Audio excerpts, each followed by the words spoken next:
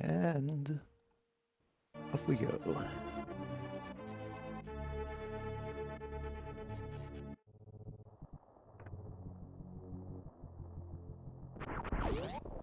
And we have our runners starting to make their way into the planet, presumably to immediately cross over into Link to the Past.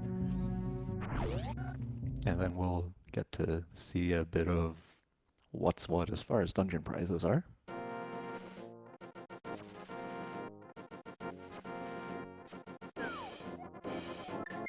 And just a missile pack on the island, so no need to worry about that.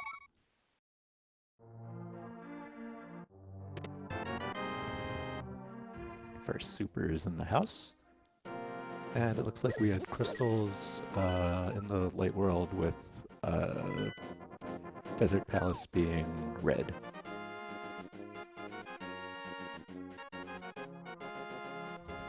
And both runners heading to the castle to do that tree pull and see what other items are around.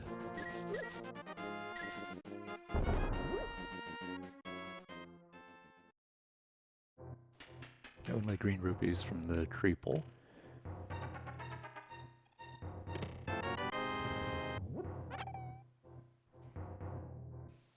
And we have bombs and a piece of heart in the uncle section. The runners making opposite choices for which of those to do first.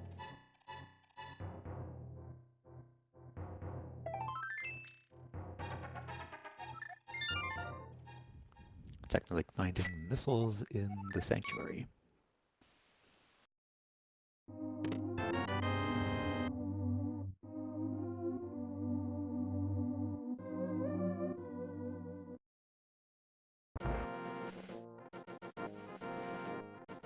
And heading to the left, looks like this is going to be a check of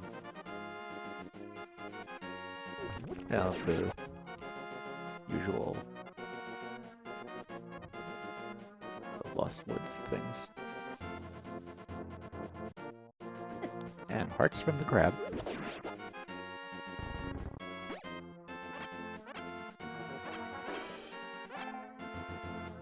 And what will be behind Lumberjack? A sword!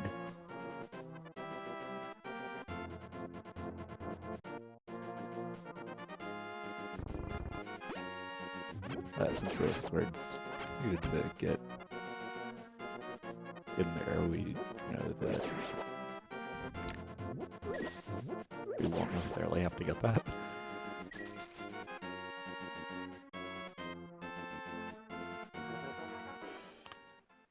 And, well, that's quite an item to just be sitting out in the middle of the woods. We have a moon pearl at Mushroom.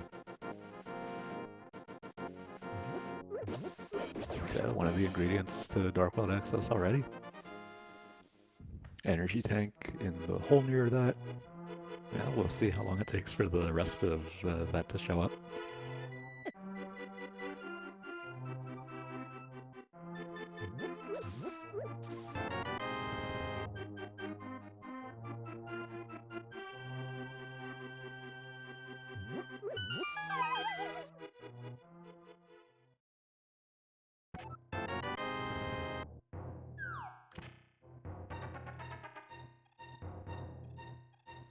And Technolink gets to the village and starts to do all the large number of checks that are along the north side of it. Hopefully there'll be some good stuff there.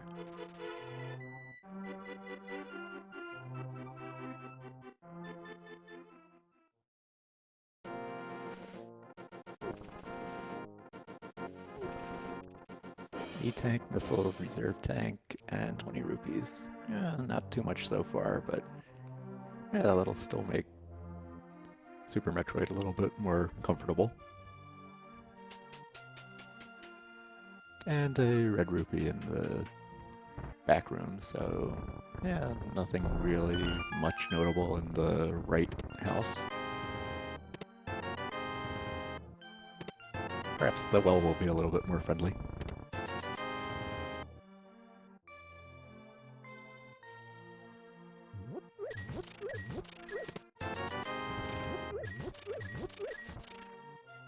Yeah, it's not starting off well with just 5 rupees and some bombs.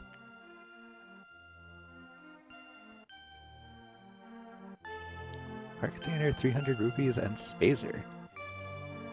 So again, Super Metroid going to be a little bit more comfortable, and those rupees will allow buying the first sword from the bottle vendor.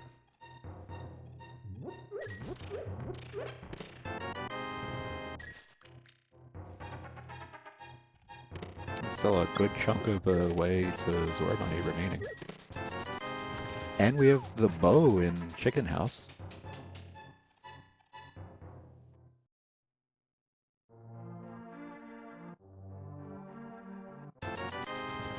Nito picking up that sword.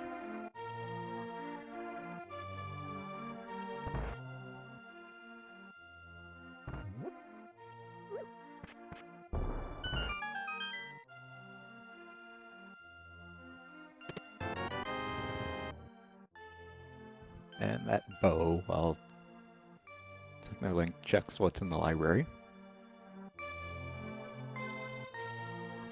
And just a missile pack. We probably won't be coming back here for that.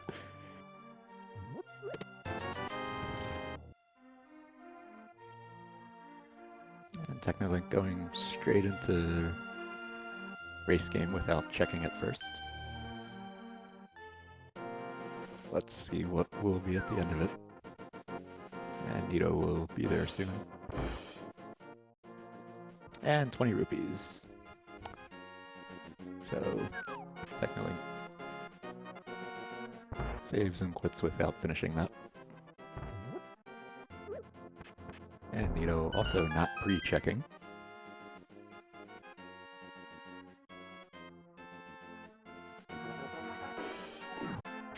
Technolink heading out of the sanctuary to the right.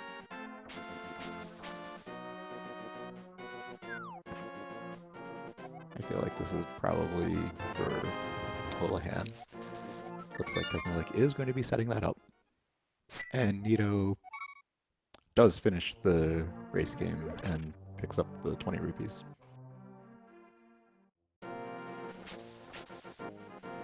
Technolink falling in the necessary 4 times to set up the Houlihan warp and gets in there, so we'll be 225 rupees richer. Meanwhile, Nito heads into the castle to do front of escape.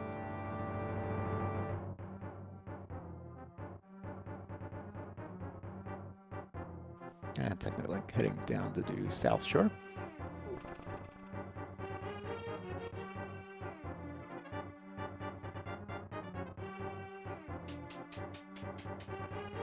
And perhaps Mini Mulderham Cave will be a little bit more rewarding than some of the houses in the village have been.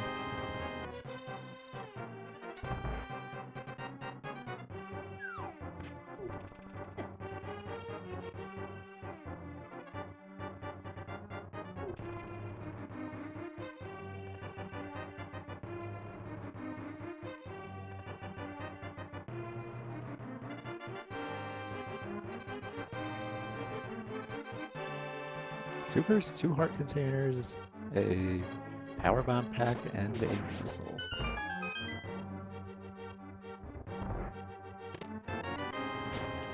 Finding a reserve tank in the second chest of front of escape after there was a key in the first one.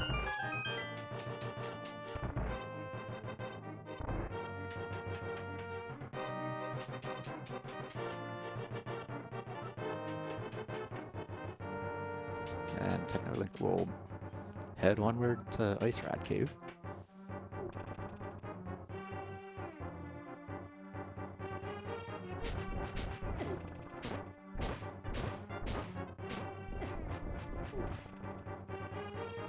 Dealing with the Guardian of Zelda's cell.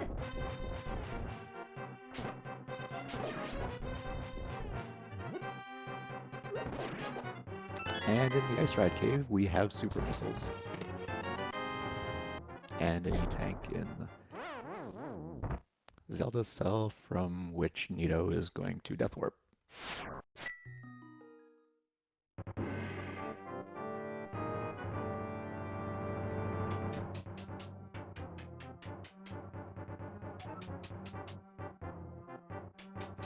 And Nito is going to head into the dungeon portion, like the second dungeon portion of that, to get through the dark rooms up to Darkcross and see what's in there.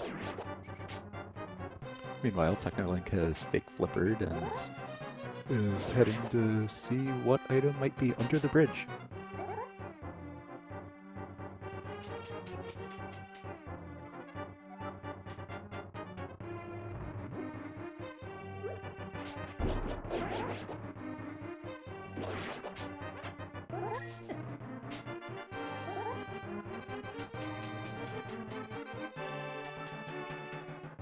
And under the bridge we have a heart container. Yeah, we've seen quite a few of those.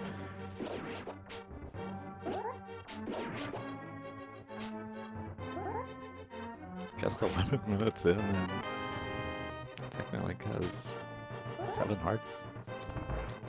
And we had a shield in Darkcross. Looks like Nito's going to go onward to the remaining 3 chests.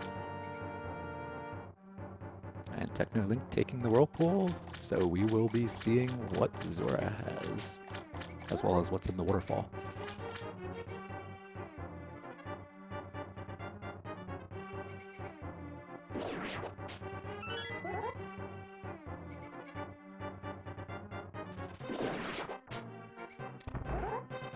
₹20 and X-ray scope is what waterfall Fairy had.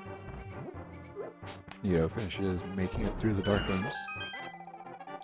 He's about to open those 3 chests while Technolink heads on up to Zora. Well, that's a flute! I didn't see what the first item was, but that's quite a nice find.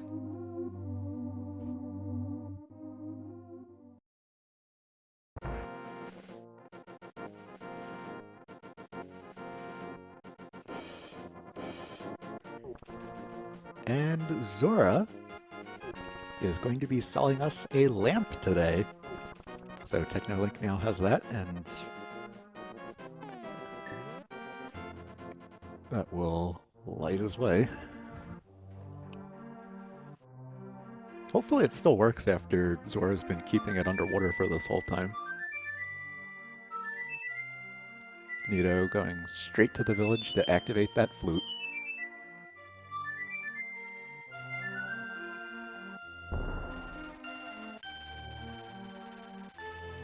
And Technolink's going to head towards Eastern Palace.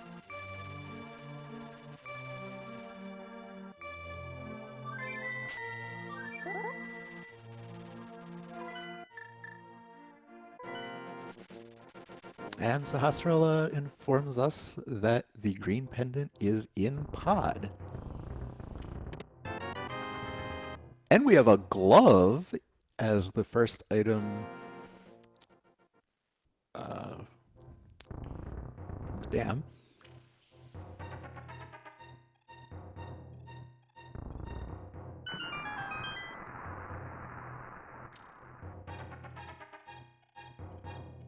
And we'll see what that second item is while Technolink reaches the entrance to Eastern. And we have an E-Tank as that second item. Nito picking that up. And Technolink starting Eastern. Nito's going to head to the remaining South Shore checks.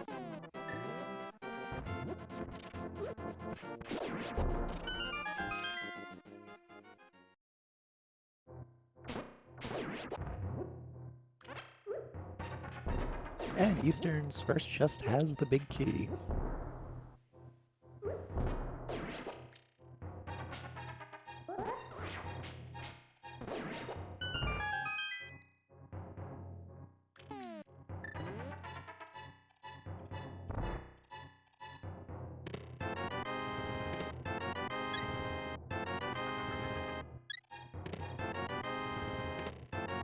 Nito grabbing those items from Mini Moldorm while Technolink finishes the loop to the right side chest, finding only the compass in it.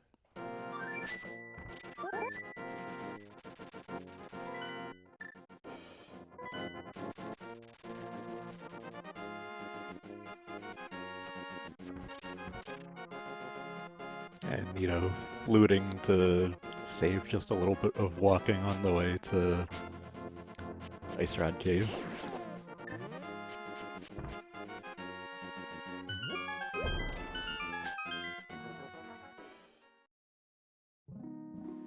And that next chest in Eastern has 10 arrows. So it's the first item from there that we've seen so far.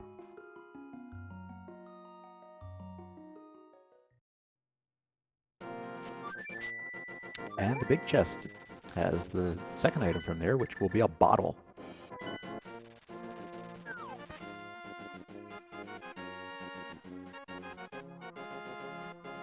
You know, checking the desert area, finding the mushroom on Desert Ledge.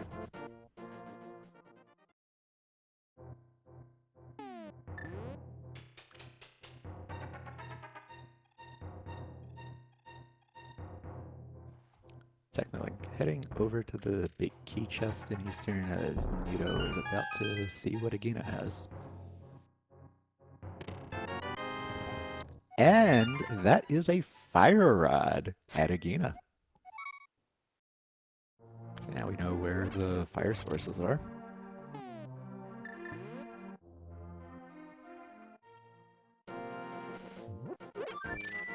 Yeah, that caused me to miss what was in the big key chest though.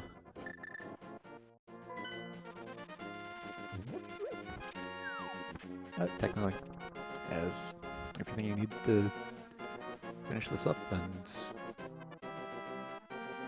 so I'll head onward towards Armos. Nito heading over there also.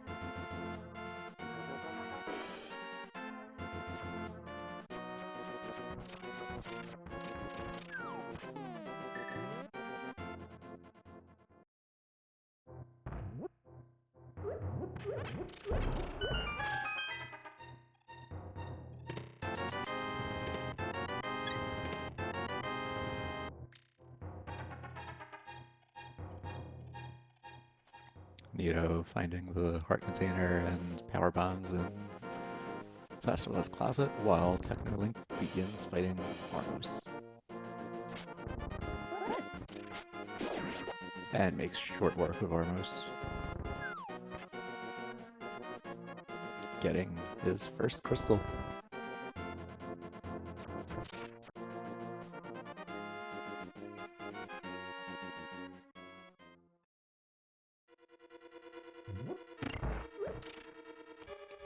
Unfortunately, the timing is slightly off for there to be a high five at the entrance to that. So let's see where Technolink goes next. Looks like southward to retrieve the items from the dam area.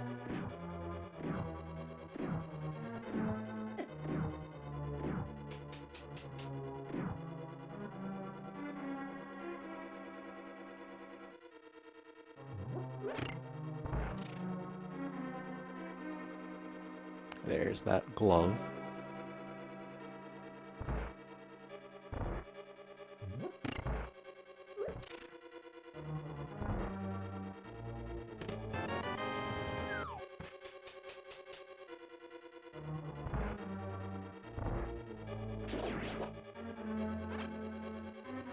And that puts us just a hammer or the other glove away from Dark World access.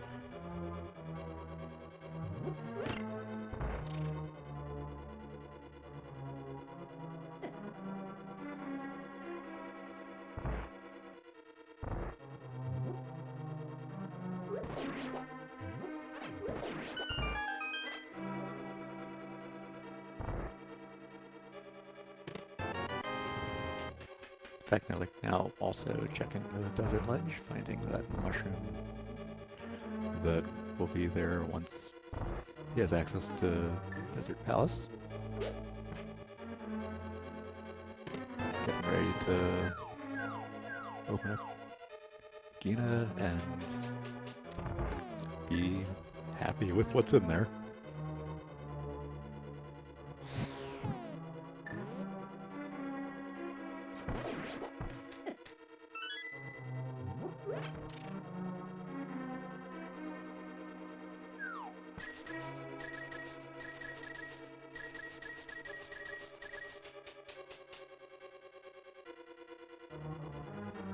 So technically, now with the fire rod is going to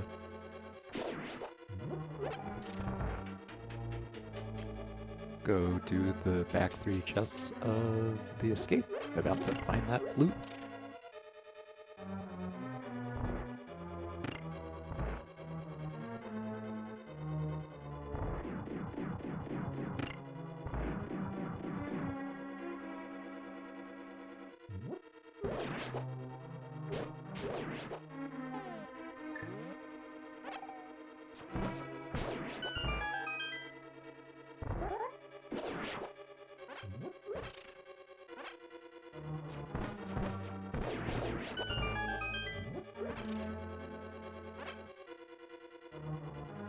And technically heading back to the castle as Nito fights Armos.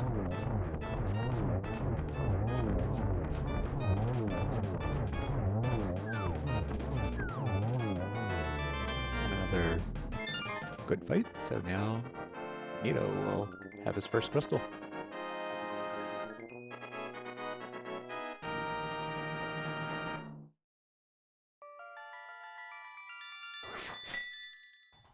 And Technolink on the way to Dark Cross.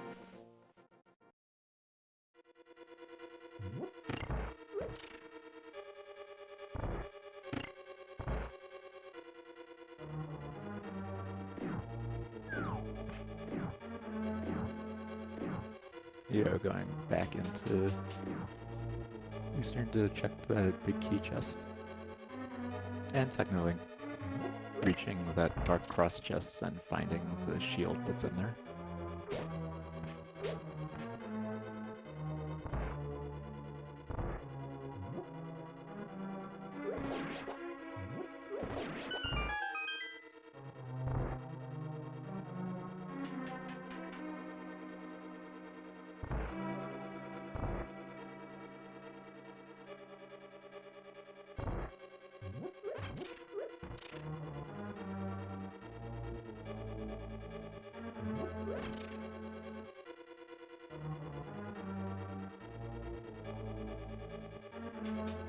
And Technolink now cleaning out front of escape.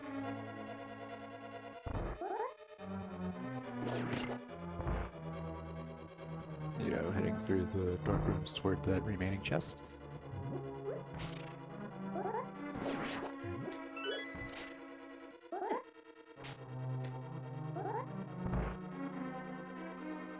Yeah, this is quite a detour to leave that ungrabbed.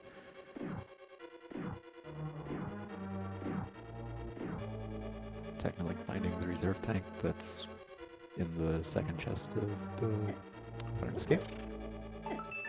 About to get that last item from the dungeon, which is just a pack of super missiles.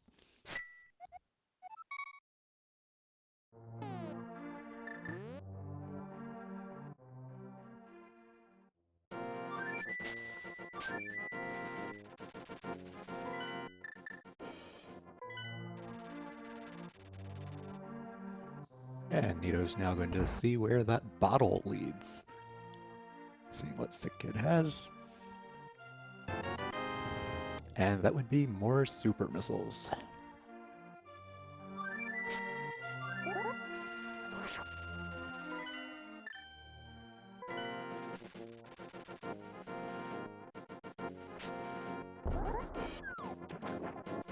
And Nito now fake flippering, while Technolink goes to activate that flute.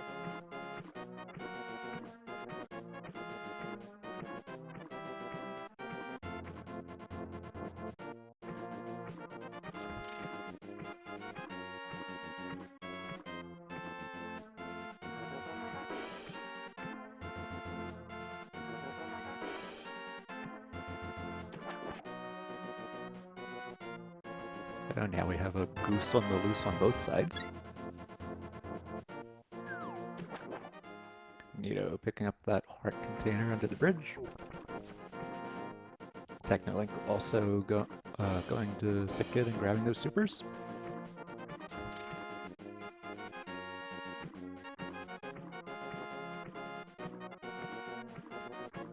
And has headed to Death Mountain.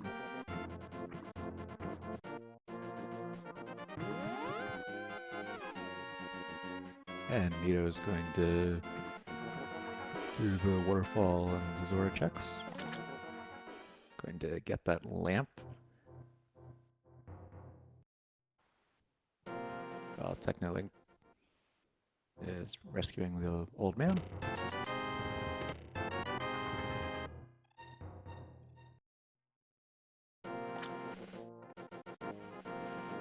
And the old man has Morph Ball.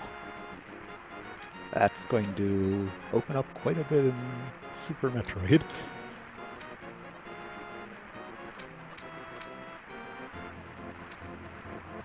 But there's a bit that still needs to be checked here before we, well, while we're here.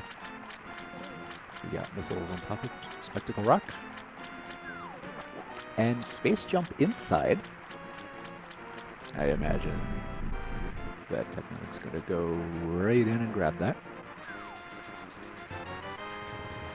Neo buying that lamp from Zora.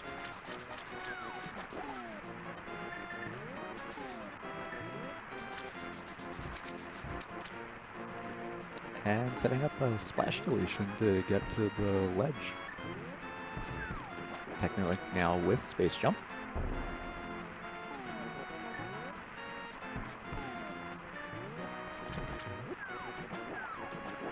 Successfully bomb jumping across that gap afterwards.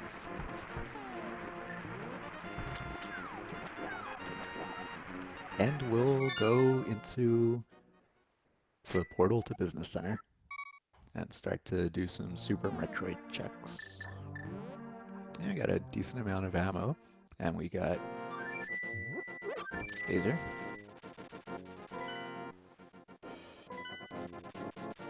So Technolink's first check is going to be the area around high jump. First we found a heart piece, then we found 50 rupees. Nito now rescuing old man, about to get his morph ball.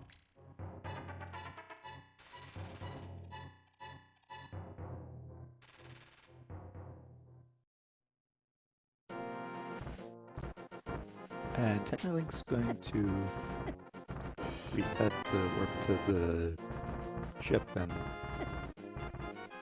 start clearing out some of Criteria. Having to turn Spazer on again because it was off at the time of the transition between the games.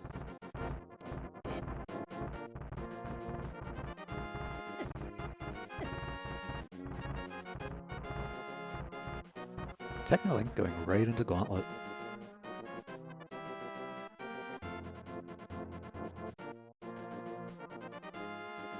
And Nito also seeing the missiles that are on top of Spectacle Rock and about to see the space jump that is inside. And will promptly head in and get that. Only missiles at the front of Gauntlet. Hopefully something better is at the back.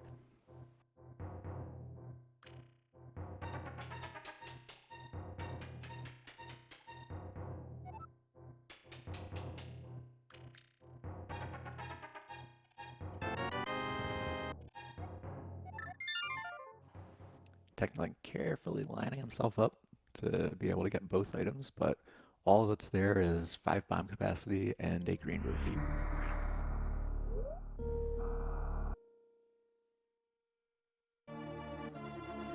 So Nito will save and quit plus reset to warp to Super Metroid at the ship.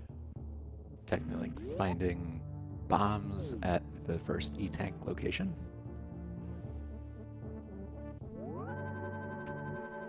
And Nito will soon also be doing the Criteria checks. while Technolink heads into Green Brinstar.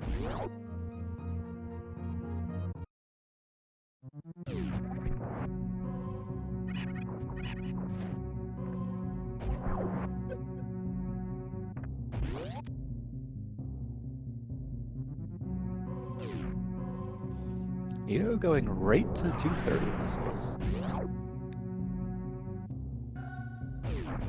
Finding a piece of heart there. Technolink setting up for early supers, or early whatever item's actually there.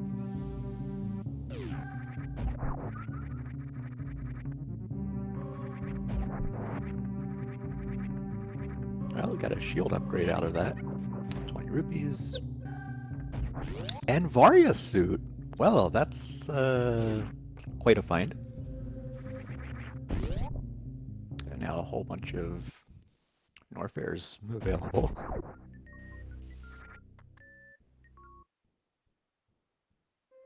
Just a missile and a piece of heart at the front.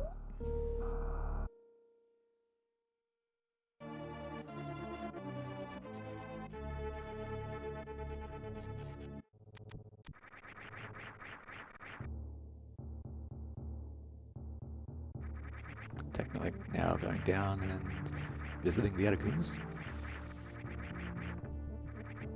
Seeing what items there might be along that way. Nito checking the power bombs, the upper right part of the landing site. And a shovel as the first item in the Etakun area, followed by a heart container. Yeah, some good finds. Although ones that are not as directly useful, well, who knows what that's going to lead to. Nito now heading into Gauntlet.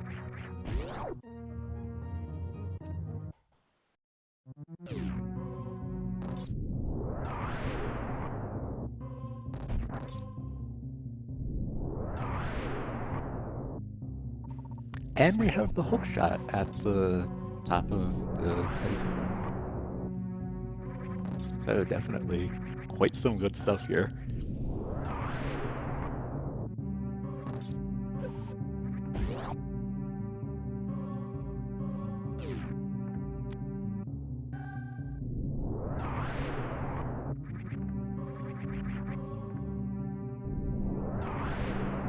And Technolink will head on over to Big Pink. Now, with what we've seen so far in this Brinstar, could there be even more wonderful stuff? Yeah, that reserve tank is something.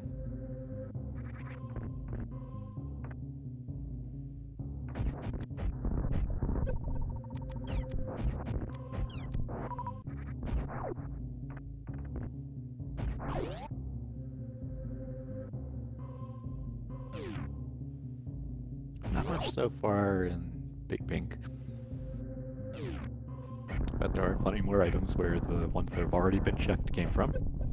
Supers at the bottom, missiles, and 20 rupees at Charge Beam.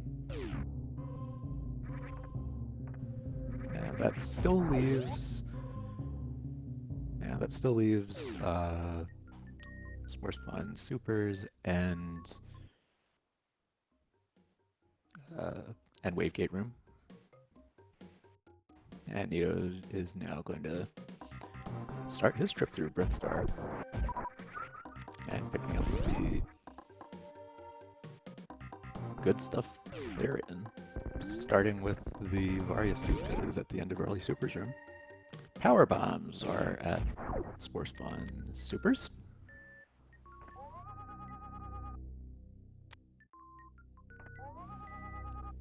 And Nito actually x-raying the back of the Early Supers area to see whether it's worth using a power bomb there.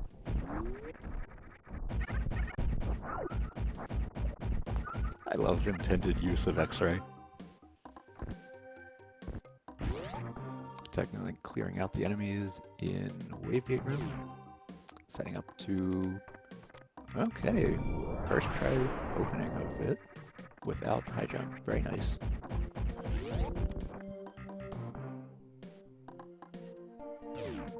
And the prize for that being a heart container, if I saw that right. Nito with that shovel, well, on the way back from the item behind it. And very soon Nito is going to also have the hook shot.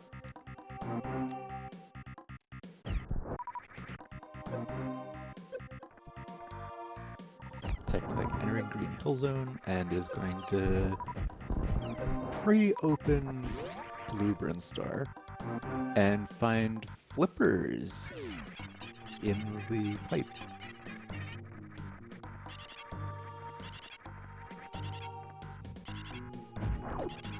This Brinstar gets ever more stacked. Good mock ball away from the hookshot from Nito. And TechnoLink's going to start clearing out Blue Brinstar.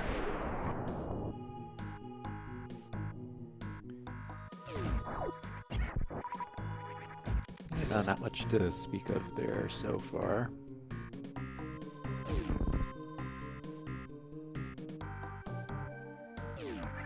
Meanwhile, Nito is going to head over to Big Pink.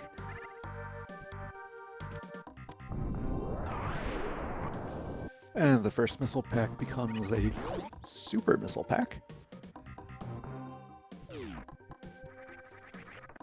And then we have those items on the right.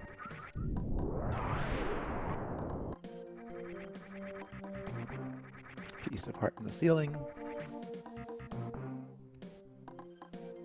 Super is at the right side.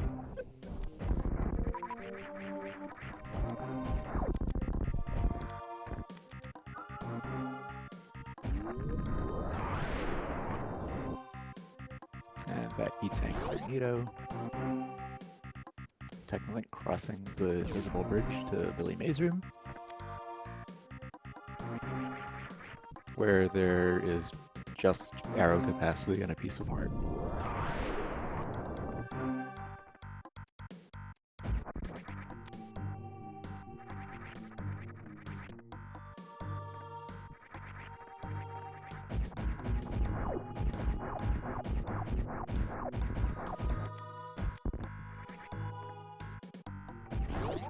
And Nito lining up the shot to enter the exit of Spore Spawn and getting in there. Taking the elevator up to Criteria to check the items that are along the way back up.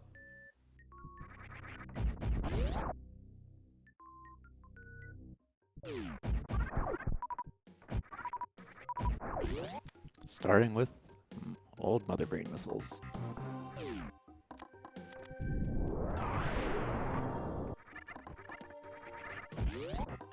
Which turn out to be a book.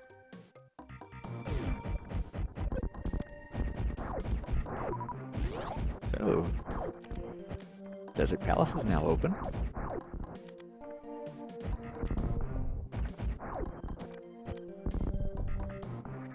Nito doing Wavegate Room. Yeah, this is a bit tricky when you don't have high jump. But Nito got it.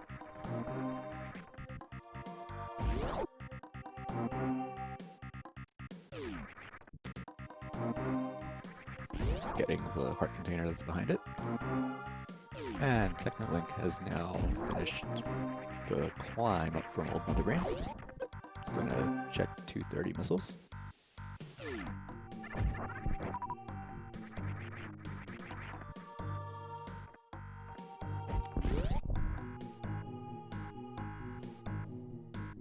And Nito now heading into Green Hill, about to get those flippers.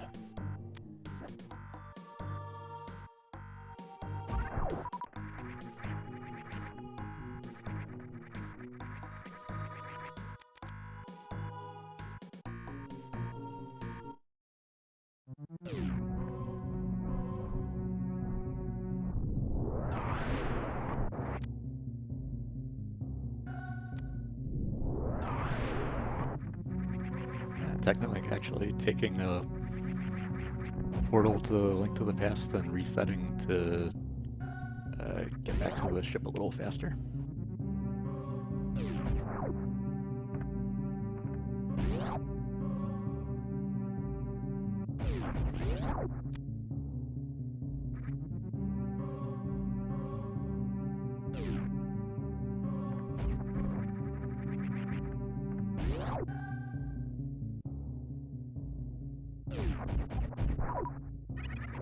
Technolink now checking bomb to Rizzo.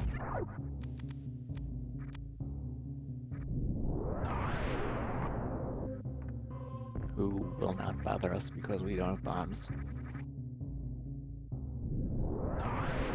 At least because we don't have Super Metroid bombs.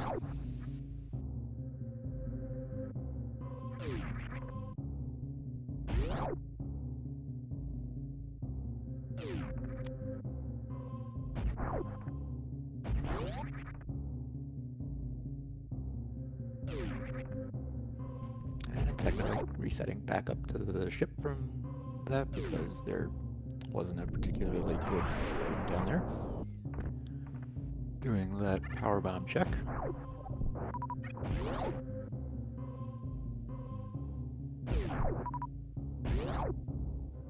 Finding the heart container there. And Nito's now finished the blue Brinstar checks and is about to find that book that old Mother Brain has.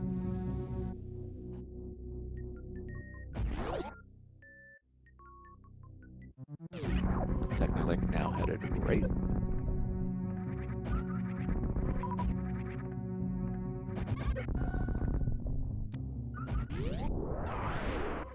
Opening up the door to Moat. Nito now with the book.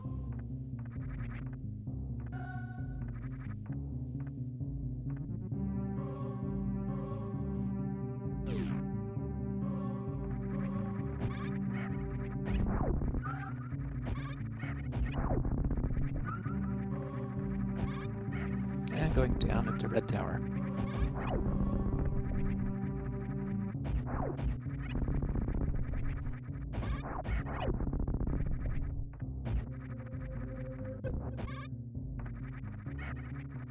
And just 50 rupees is the first check there. There's plenty more on the way down from that.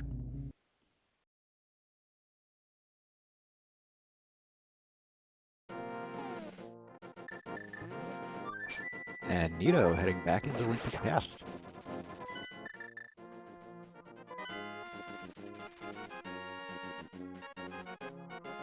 Gonna check what that shovel leads to.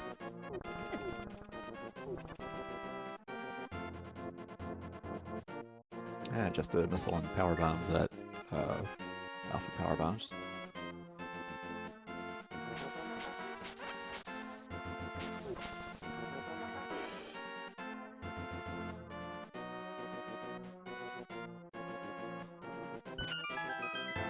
Neo reaches the shovel spot and digs up missiles.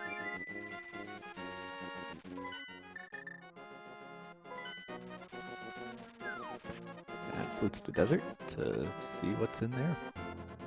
Possibly get that mushroom. Well, almost definitely get that mushroom because who knows what that's going to lead to. Technically on the way to X-Ray.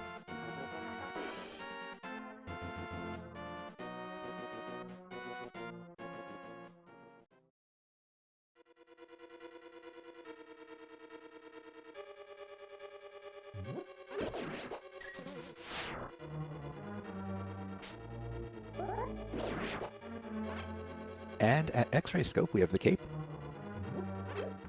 That'll be nice and useful and unlock a couple things.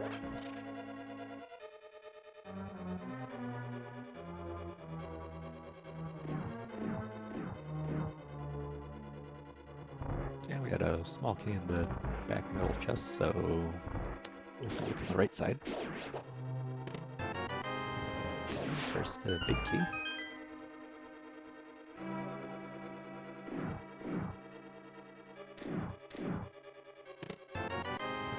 And then 10 arrows.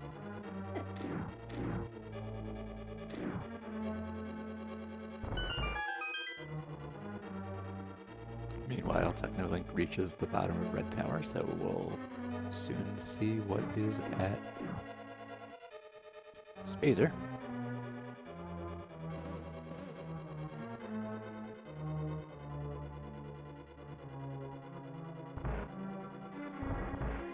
And we have the other item from Desert on the pillar. That would be Wave Beam. So that is going to be beat locked. The item, that is, but the dungeon is most definitely completable. But before Nito does that, he will go get that mushroom from the ledge.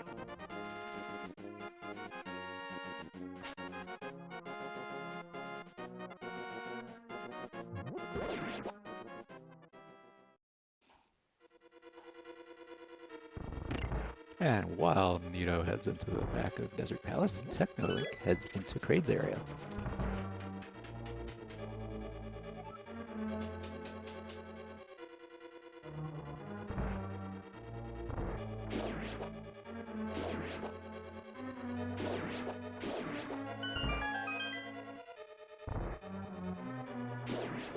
Power bombs as the item along the way.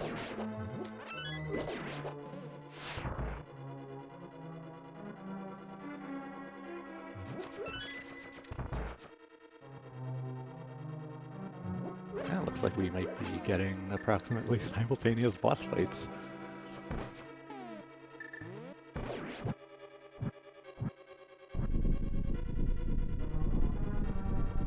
And Technolink now in Kraid's room.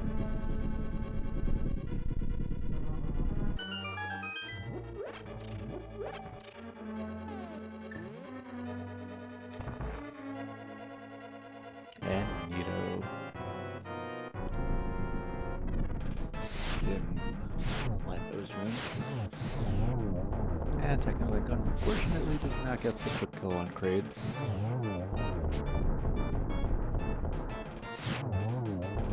And down goes Lamo for Nito for his second crystal.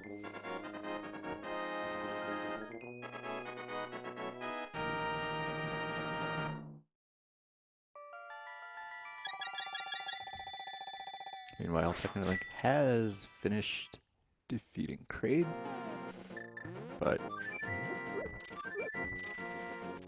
that has been randomized to be credit for beating Dragon. So, one Super Metroid boss down.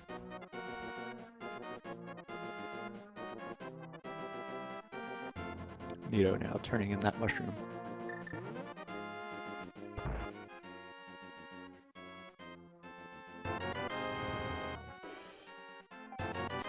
And the mushroom led to missiles.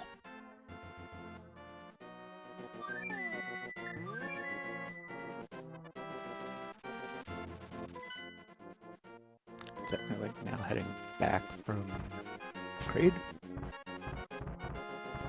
Seeing what the additional prize is. And that would be 20 rupees. And Nito is now going to use that hookshot to see what East Death Mountain might have to offer. While Technolink is going to make some use of that Varia suit to see what might be an upper Norfair.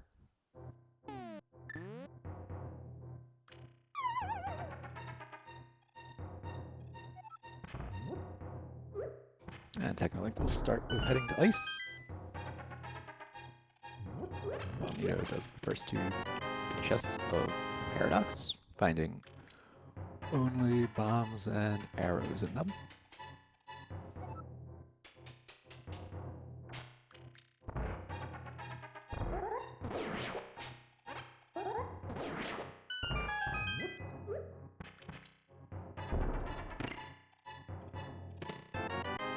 Missiles at Ice Beam.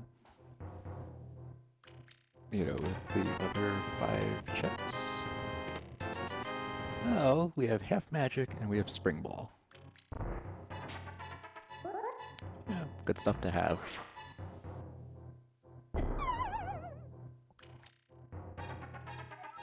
Even if they don't directly do much as far as opening things up goes.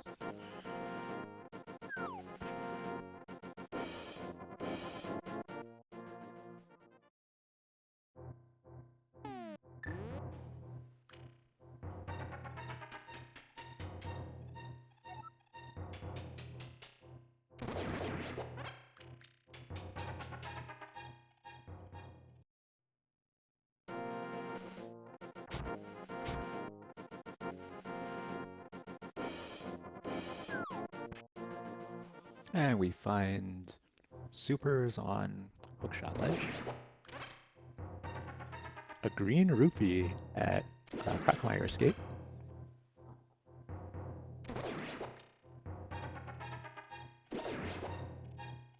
And Technolink is going to head on over to Death Mountain himself to go see what is at East Death Mountain.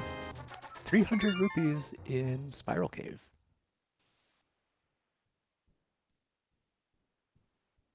Yeah, we're sort of past where we need large numbers of rupees, but well, that's what we have.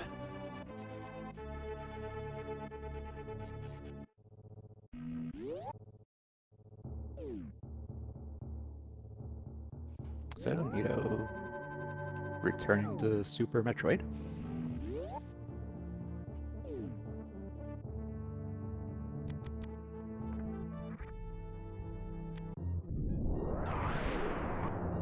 Technically about to get that spring ball and half magic.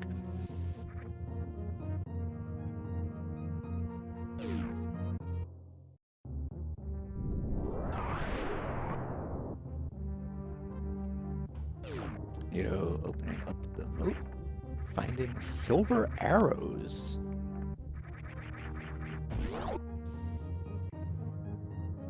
And then not continuing to the wrecked ship yet, but doing Red Tower.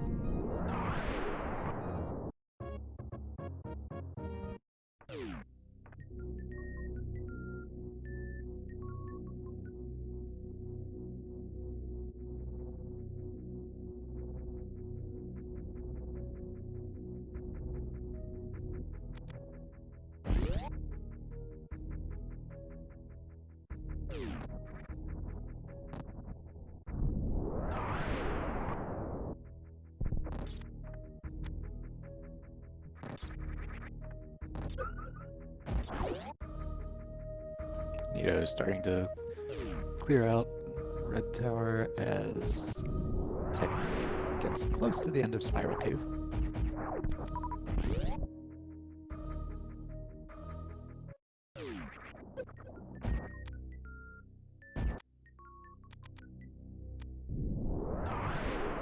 Where we have our almost vanilla Alpha Power Bomb room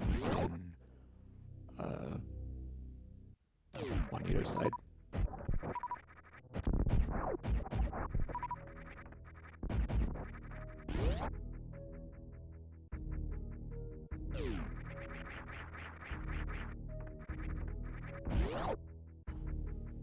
And Technolink now going to the shovel spot. Going to find some missiles there.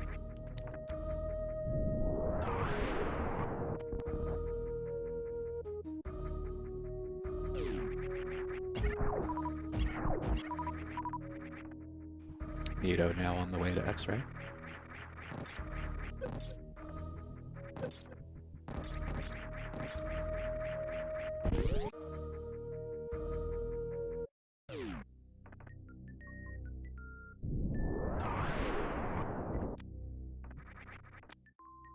Grabbing that cape that's there.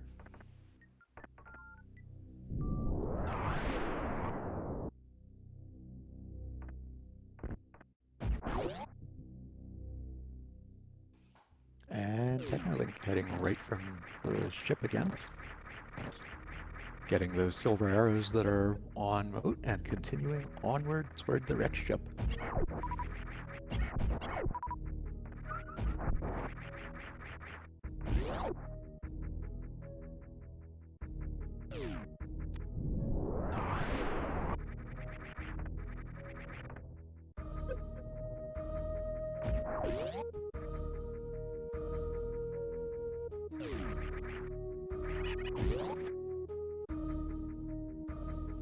And the missiles under the ocean turn out to just be some additional bomb capacity. Technolink will make use of space jump to get into the wrecked ship.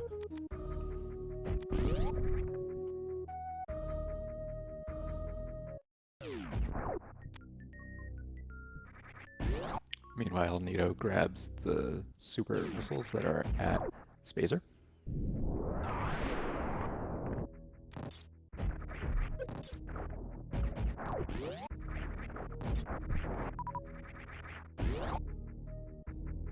Power bombs at that first missile pack for the wrecked ship.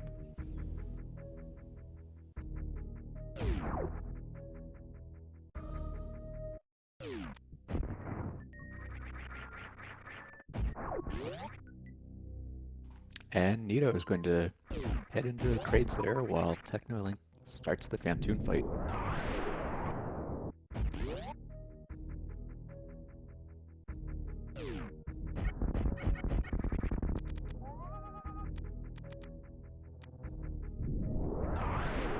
Nito grabbing the supers that are the item before crate.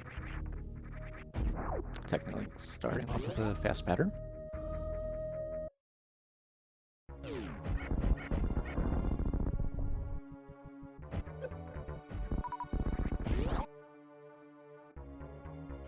Which is then followed by a slow one.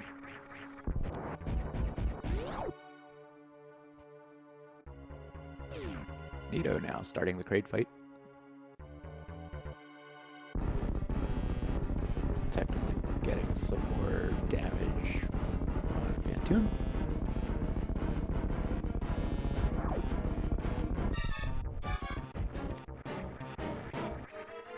And Nito, unfortunately, also missing the quick kill on Crate.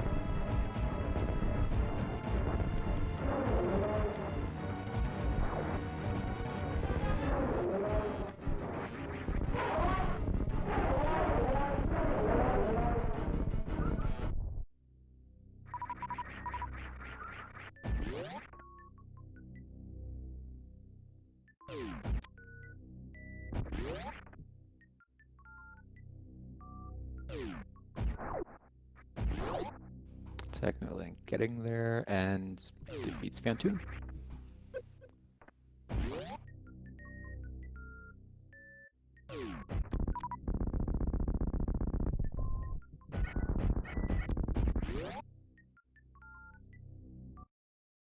And Fantoon's prize turned out to be a crystal.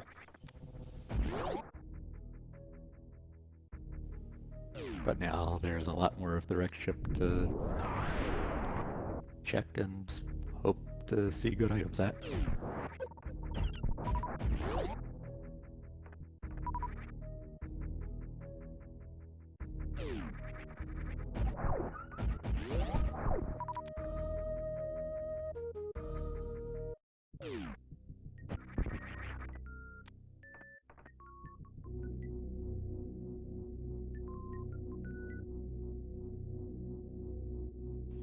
And right side supers turns out to be the grapple beam.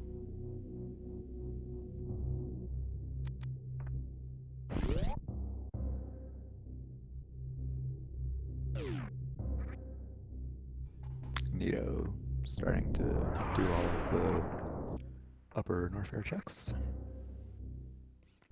Technolink finding only rupees at left supers.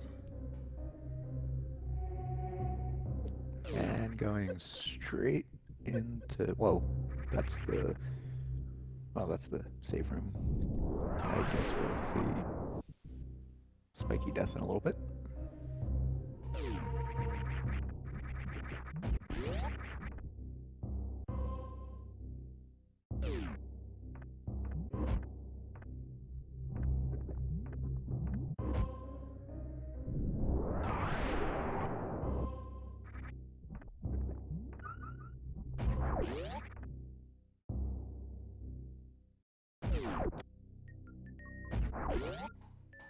And Technolink with a good crossing of Spiky Deathroom.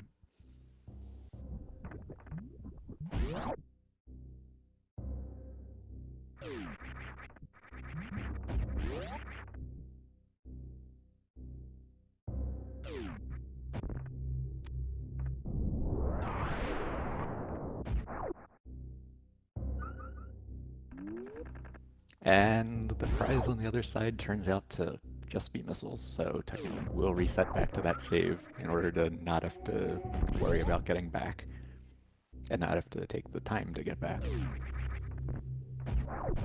Neato now clearing out high jump area.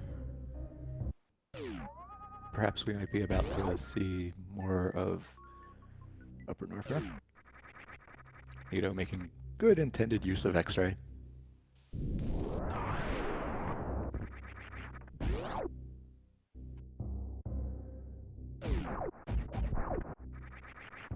Technolink now in attic, clearing those enemies out so that we can then see what will be on the right side of it.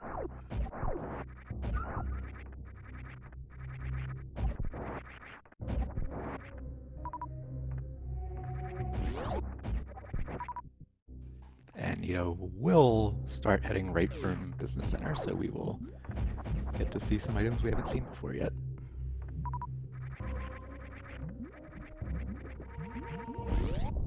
Just a heart piece as the attic item. So Technolink will just go right to... we'll just turn around and head out. Neato finding the red boomerang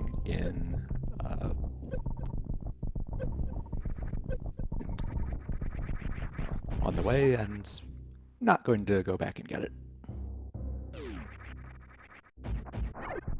So that brings Neato to Bowman. Technolink X-raying the top missiles, finding a bottle there and grabbing it. It's really good to see all that intended use of X-ray.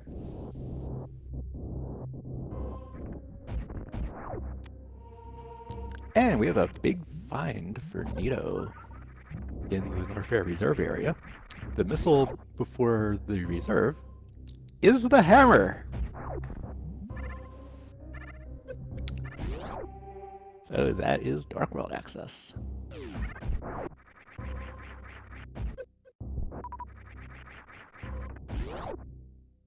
And Technolink's going to go bowling, while Neato continues clearing out the items around Bubble Mountain.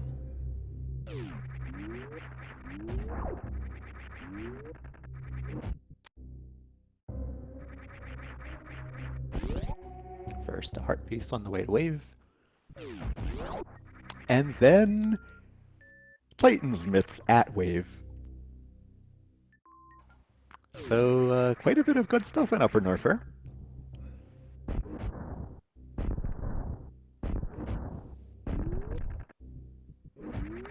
Making good use of a blue gate glitch to get back from Wave without having to drop to the lower level of the room. And Technolink checking what the speed booster locked item is going to be, while Neato heads toward where speed booster normally would be.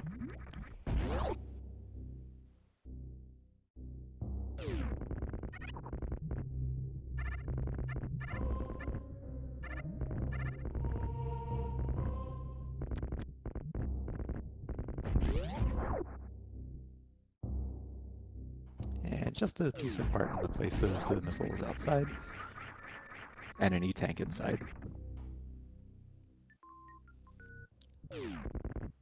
And Technolink is unfortunately going to give up on checking what exactly the item was, but is going to find a second sword where gravity normally would be.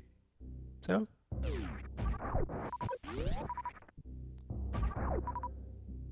nice pickup from the wreck ship.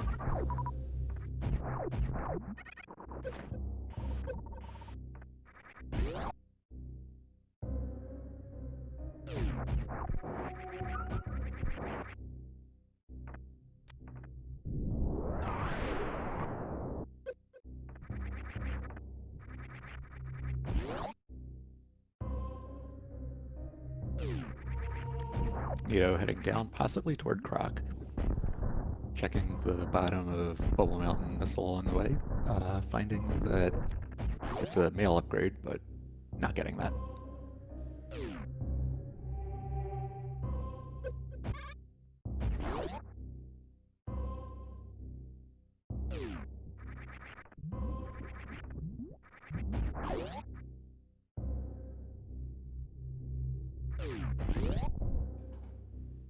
And Nito will go directly to Crocomire. And we will see whether the bet on Crocomire pays off. Technolink, meanwhile, has gone back into Link to the Past.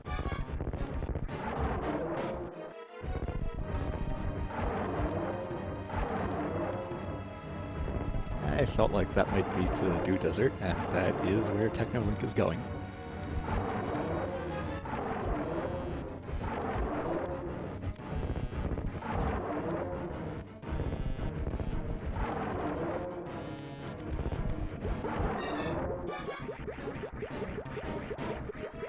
And Nito finishing off Crocomire and finding as the item beyond that happening, the Arrow of Destiny.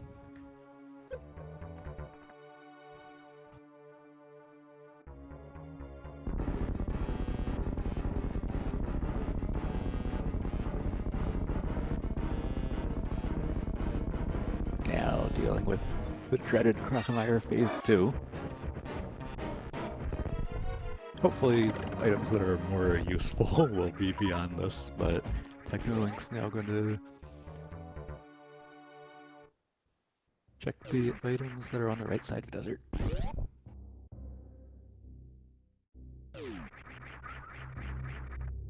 And the items past Crocs start with an E-Tank.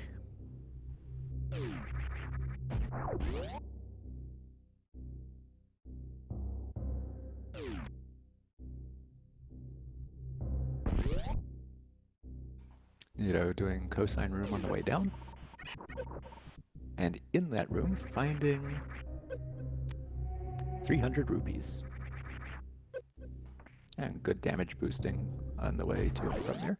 Technolink now sees that Wave Beam is on top of the pillar.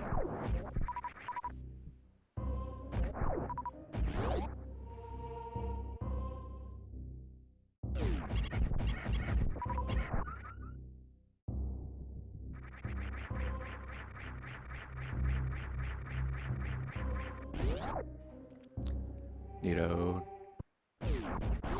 finding missiles where grapple would be. Technolink starting the back of desert, and Nito heading over to the missiles outside, finding just a piece of heart there.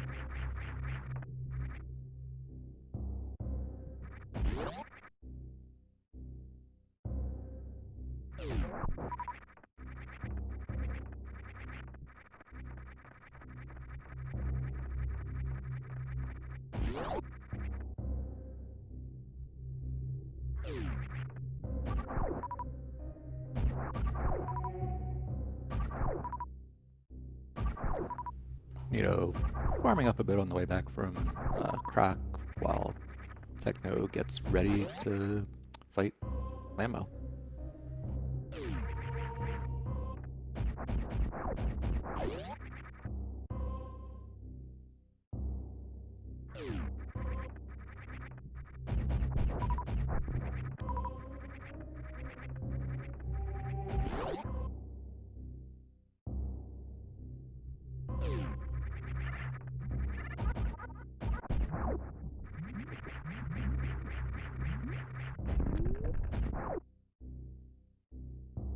And Technolink makes short work of that boss. Well, Nito goes through Croc Escape and makes sure not to hit the single rupee that is the item along the way there.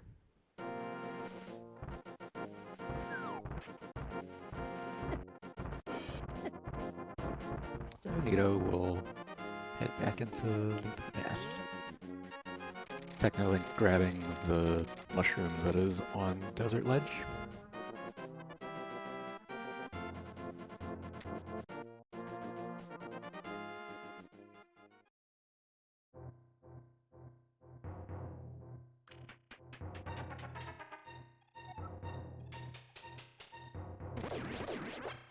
And Nito climbing up the east side of Death Mountain again.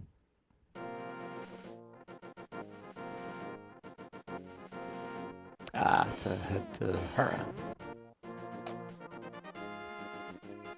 Now that he's got the hammer.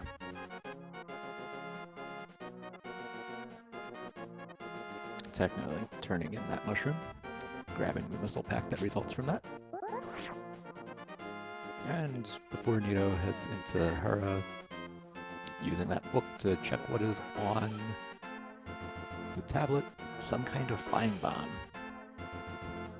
So, just a missile pack. Technolink heading back into Norfair through the portal at Death Mountain. And we have a small key as the Hera basement item.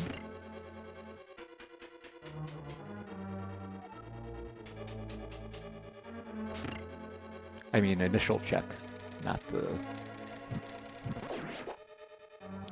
long item. We got a piece of heart in the lobby, so that big key is going to be downstairs.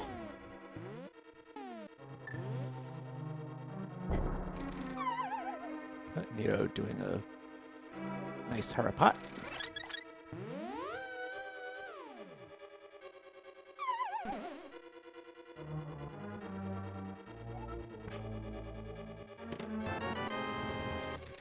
And a missile in the chest near the big chest, so we've seen both of those items. We don't need to worry about what might be in the big chest. Technolink in Bubble Mountain, grabbing that blue mail, while Nito begins to fight Moldorm. Using the hammer to do so. That'll take 3 hits. Oh, falling unfortunately into the middle hole. Gonna take a bit to get back up from there. Technolink now doing the Norfair reserve check. About to be very pleased with what's there.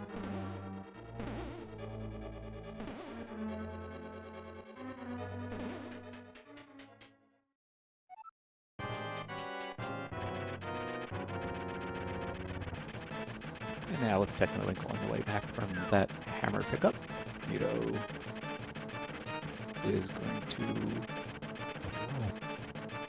start the Moldorm fight again. There we go. There are the 3 hits.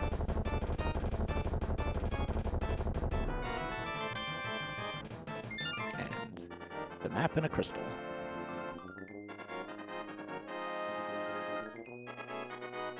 So that is 3 crystals for Nito.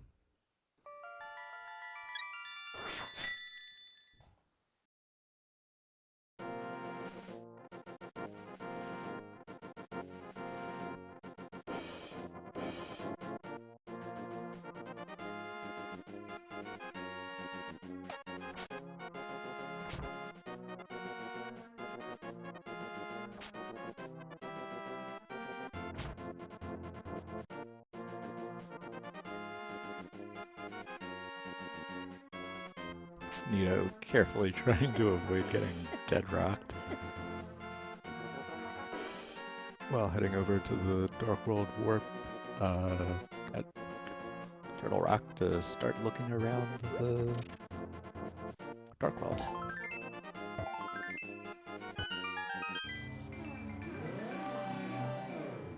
And this will give us a chance to see what's what. Bombos to open up Turtle Rock.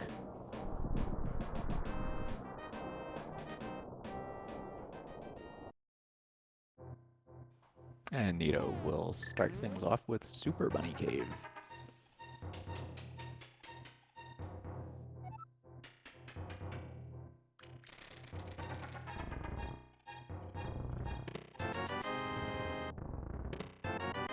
But all that's in there is rupees and bombs.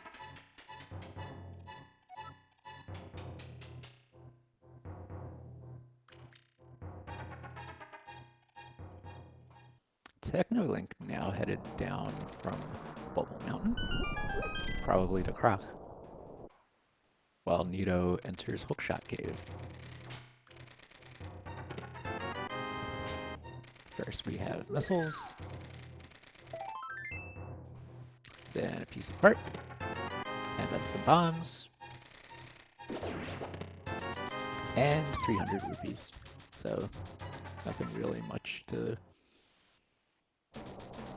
make note of in there.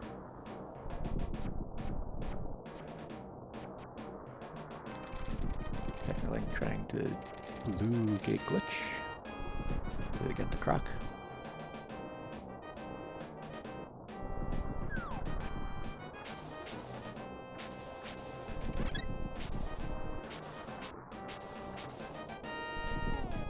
And it looks like Nito's going to make some use of that cape to see what's in Spike Cave.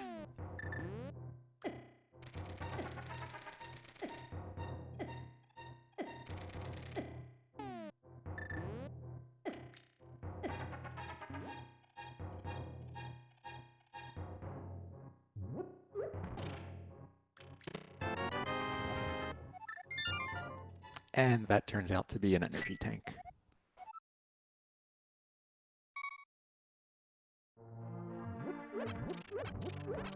So Technolink turning back from Croc, heading back towards Business Center.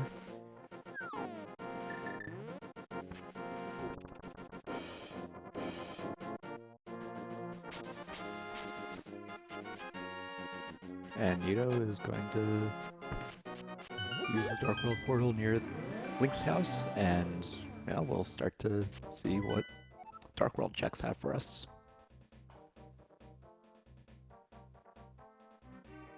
Well, pendants in Turtle Rock and Misery Mire,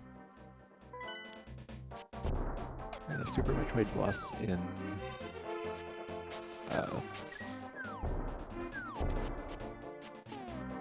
Skullwoods. I didn't see the rest. But Nito heading into Hype Cave.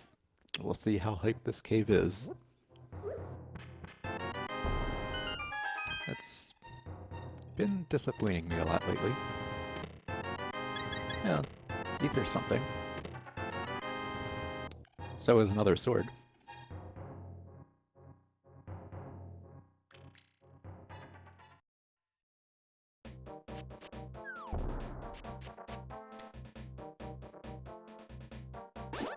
Looks like Technolink's heading over to Hara.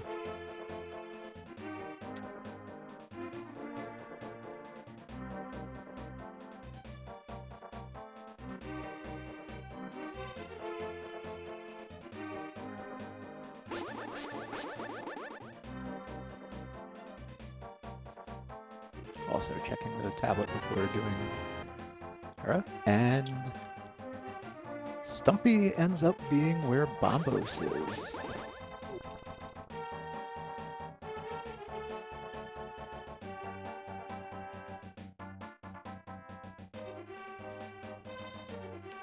I don't know how I feel about Turtle Rock's entrance items showing up so soon after we become aware that it is a pendant.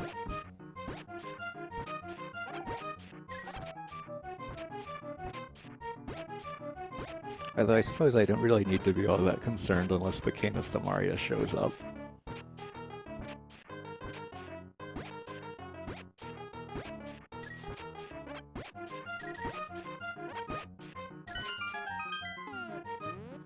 Nito doing digging game, and after 26 digs, finding only a red rupee.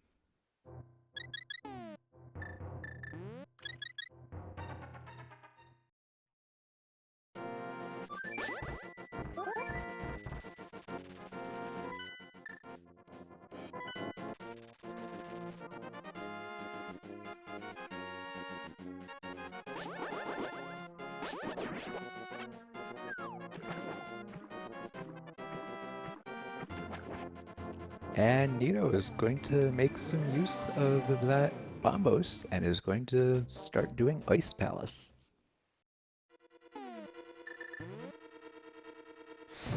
Meanwhile, Technolink is going to begin the Moldorm fight.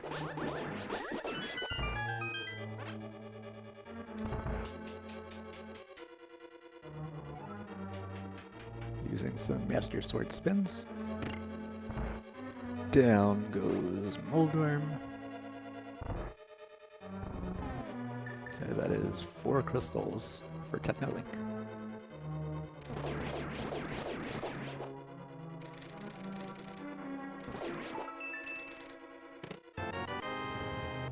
And the first Ice Palace chest has a key.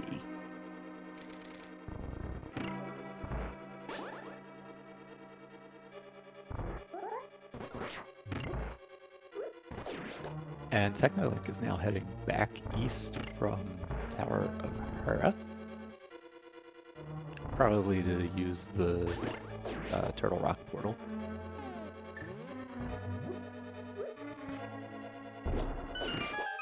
Nito will start making his way down Ice Palace.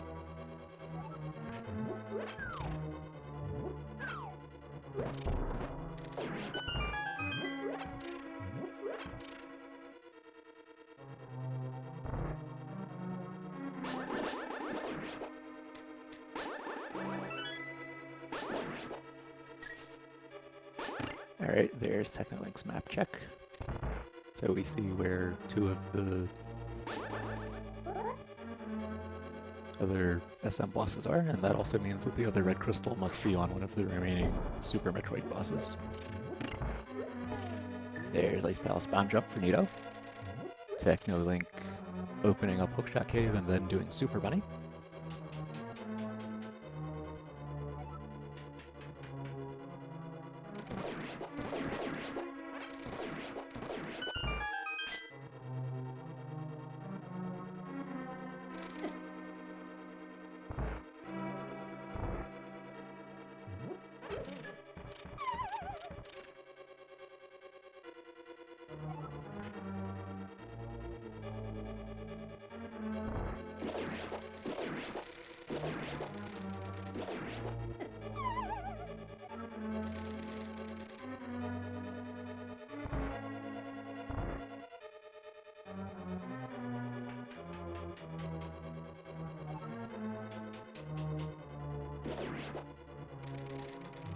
Nito right about at the next few chests in Ice Palace.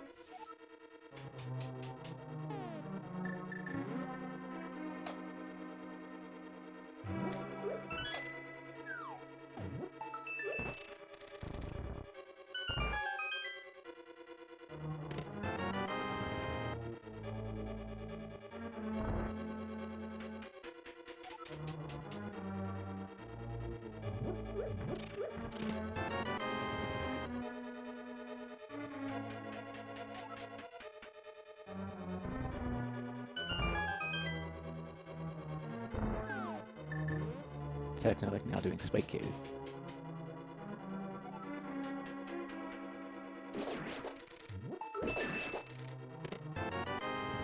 And one of the chests on the way back from Big Key chests had the big key.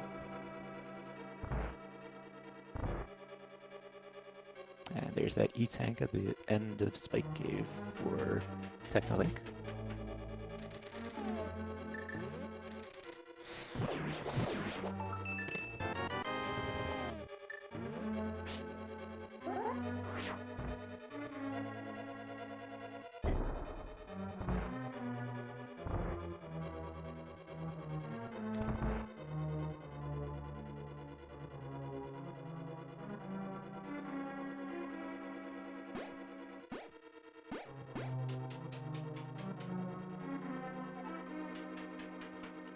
Nito going to Ice Tea, finding a compass there, while Technolink uses the Village Dark World portal and is going to start doing Skullwoods.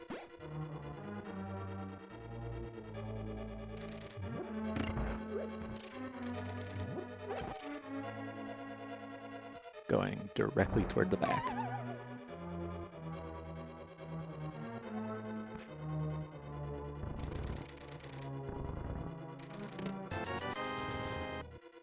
₹50 in the big chest of Ice Palace.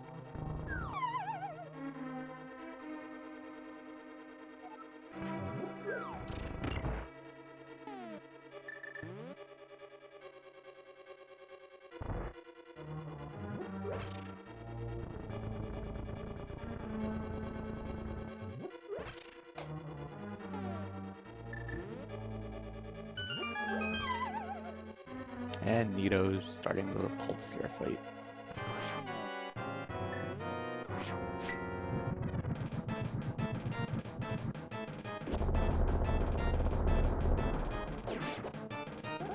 Melting the ice with combos so that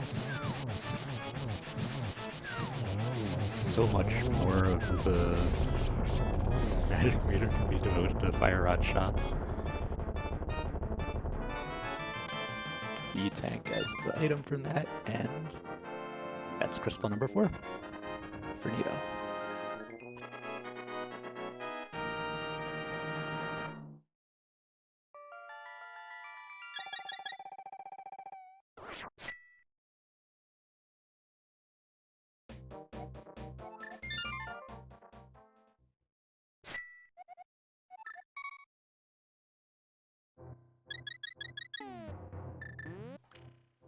Meanwhile, Technolink is starting to fight Mothra.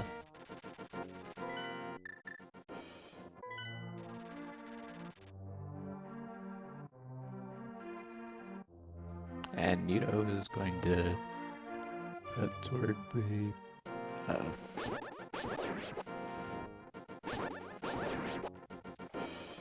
the village portal.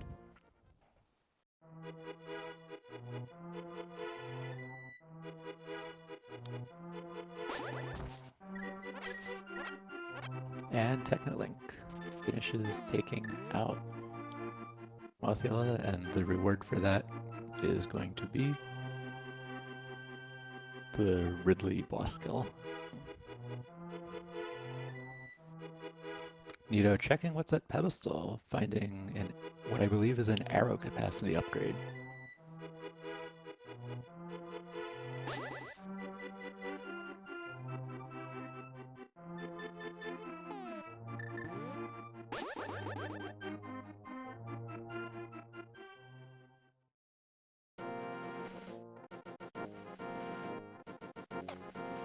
That arrow capacity upgrade will be sleeping there forever.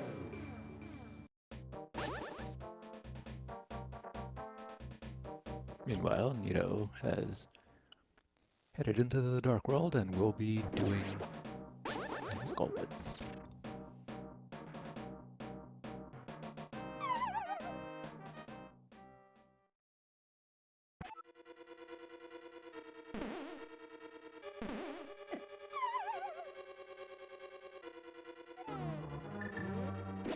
Nito's going to start with the front.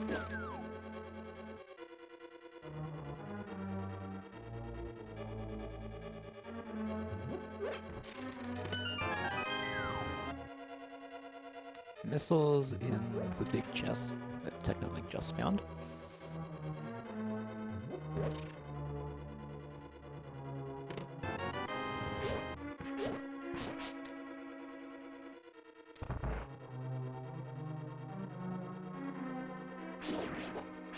And Technolink's gonna head right to do the Northern Dark World checks. The cape only is going to lead the missiles.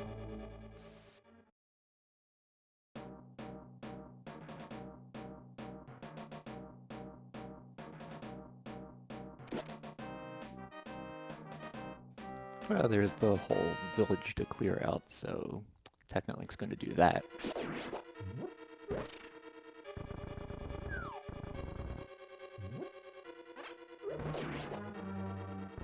C-shaped house with an E-tank.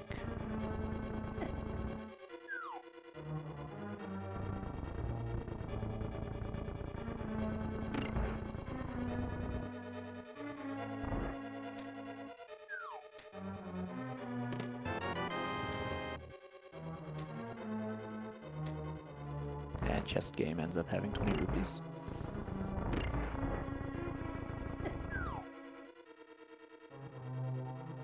Yeah, looks like Technolink is going to head into Thieves Town. Well, after doing the check at the bottom. Which turns out to be power bombs. And Nito's going to head into the back of Skullwoods.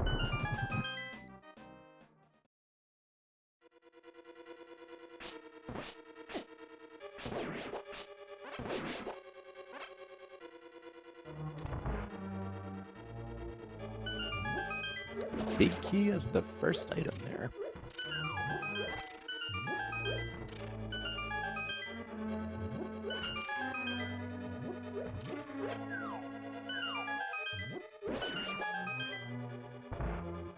And missiles the second, so one item's shown up so far.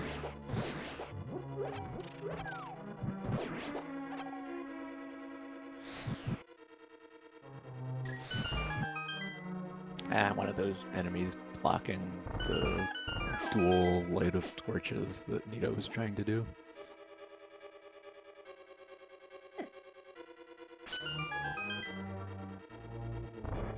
Plasma beam in the third chest of Thieves Town. That's a nice find.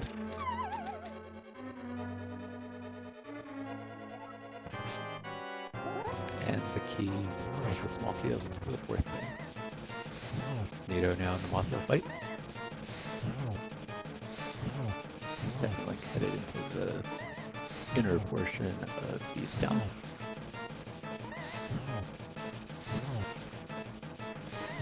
Nito making good use of the fire rod.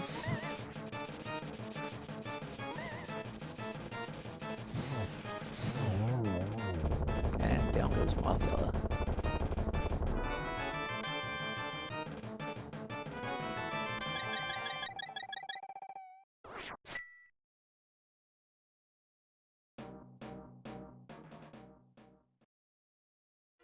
So that's now 2 Super Metroid boss kill credits for each of them.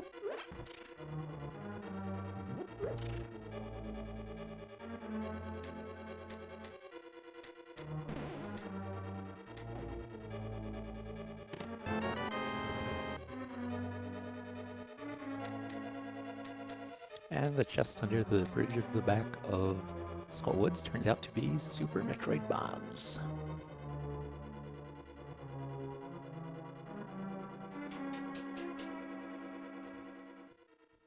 Technically now on the way back from blowing up the floor in the upper floor of Thieves Town.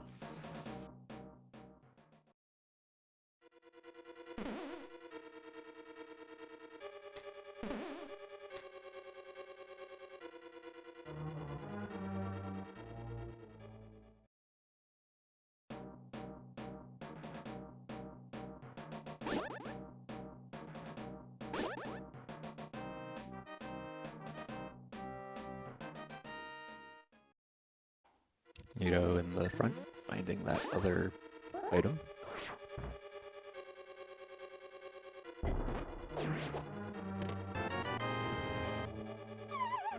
And there it is. The missiles that were in the big chest locked by the key being on Mothra. That's not particularly nice of the game.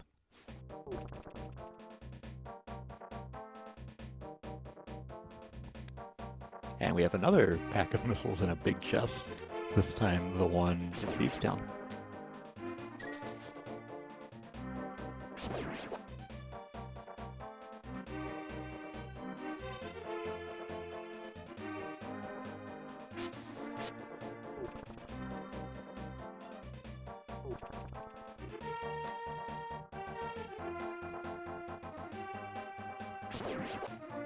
And Technolink starting the blind fight. Nito's doing the Dark Village checks and, well, probably will be in here soon.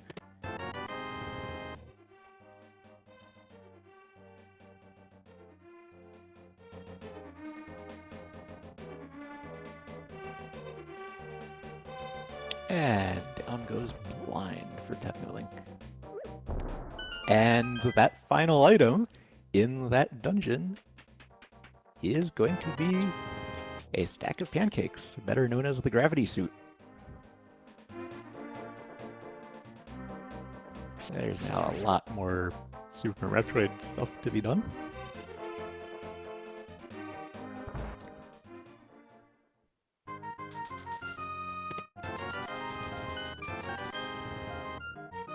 Definitely some good stuff for Super Metroid in Thieves Town.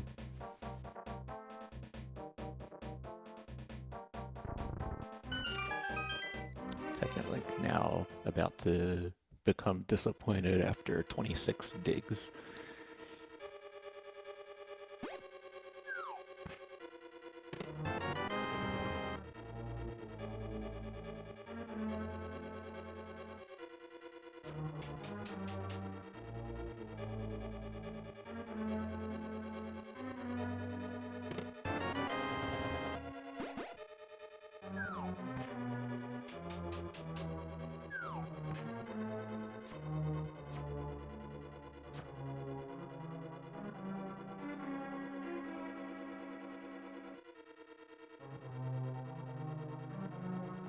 And Technolink now grabbing Stumpy, finding the bomb post that's there.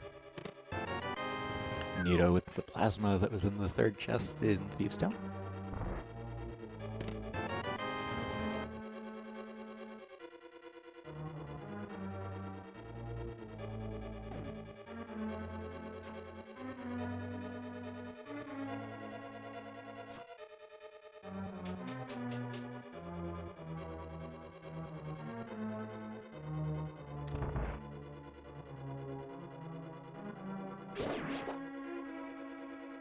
And Technolink's going to go do Hype Cave and see the general lack of hype within it.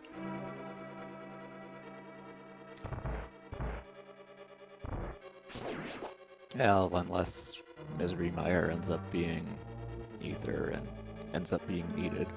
Oh, well, actually, I forgot that there was more hype in there in the form of a carrot, aka Technolink's Tempered Sword.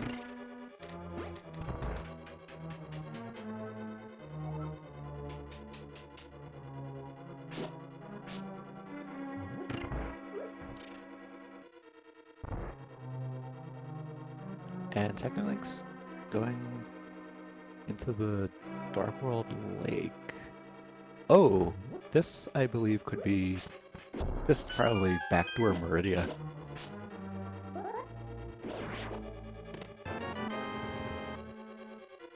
All of the fun additional routing possibilities that the combo rando provides.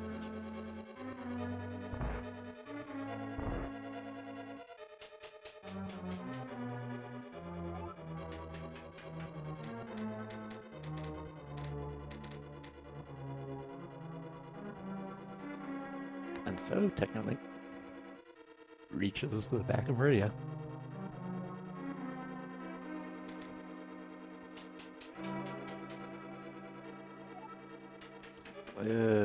That super missile count is a little bit unfortunate, though.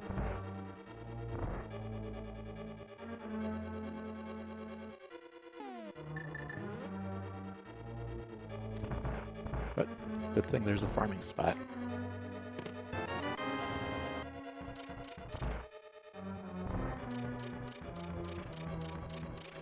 So Technolink will be there for a bit, probably to completely fill up those supers.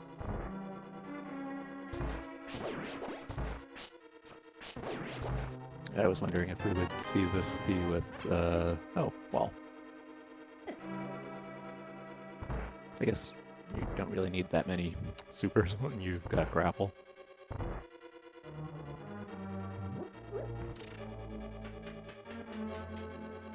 I was wondering if we would see grapple farming because it works so nicely for that. Technolink now in Precious Room, finding supers where the missile pack would be. Nito starting the blind fight, while Technolink starts the Dragon fight.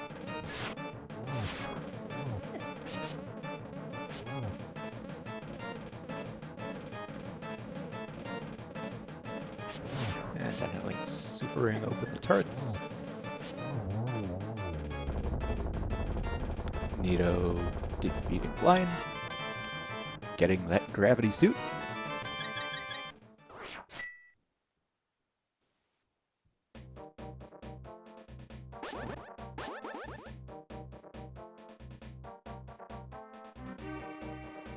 And continuing onward in the Dark Village. Over to the east, so we'll be seeing some of what's over here. Meanwhile, Technolink has done the grapple kill to Dragon. So we have fried shrimp.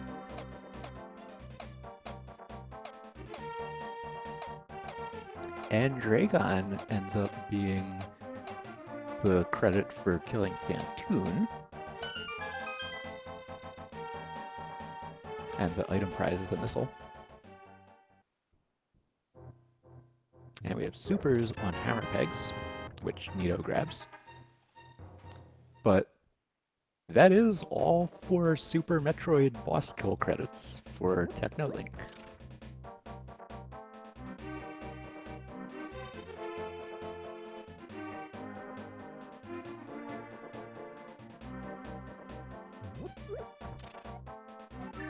Technolink remembering to switch to plasma.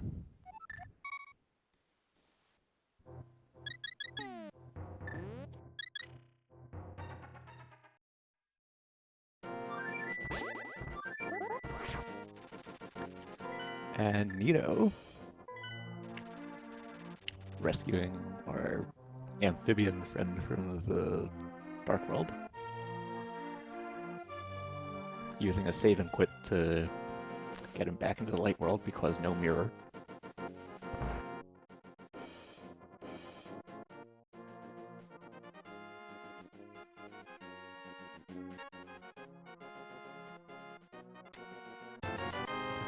And in this seed we have Dwarven Missile Smiths.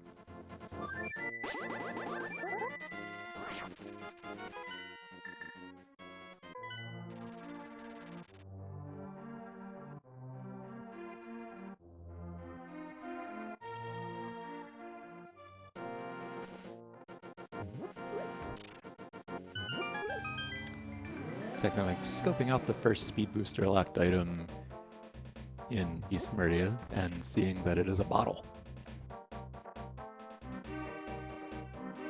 Meanwhile, Nito has re-entered the Dark World through the portal above the village, so that'll be for the next arm of Smith Chain. Technolink saving to check the sand pits, starting with the right one.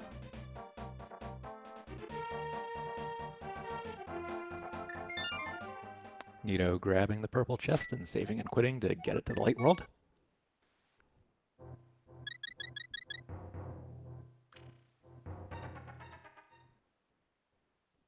Yeah, it looks like there wasn't much to speak of in that sand pit. Nito now fluting that purple chest to where it needs to be. And Technolink deciding to check Shack Tool. Interesting. Will this be worth it? We'll see. And that purple chest ended up only having a piece of heart. So, we really get to spend some time with our good buddy Shack Tool. Well, Technolink waits for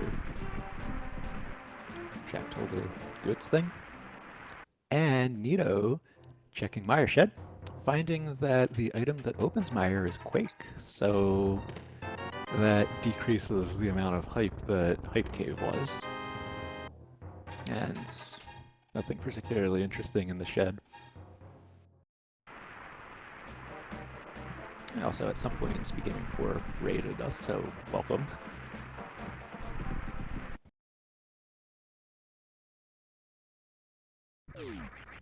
And Nito using the portal from the Mire area into Lower Norfair. And 20 rupees is all that there was past Shack Duel, so yeah, Technolink is going to reset back from that. Nito entering the back of Golden Torizo, seeing what might be in there. 20 rupees as the first thing. And Ice Beam as the second thing, so he'll grab that and then beat Golden Torizo to bring it out of there. Meanwhile, Technolink has reset back up to the top of the sand pits and is going to see what is in the left one. Down goes Golden Torizo. So Nito can now finish making his way through Lower Norfair. Technolink finding only the Bloomerang in the left sand pit. So I guess we'll see what the front of Murdia might have to offer.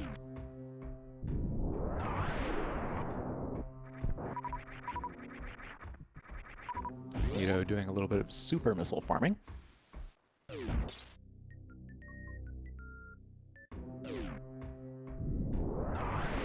Because without charge, supers are what we're going to have to primarily use against Ridley.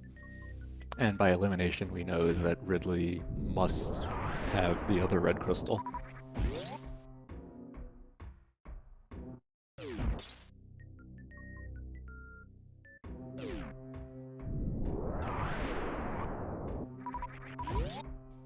And Technolink's going to see what is at Plasma.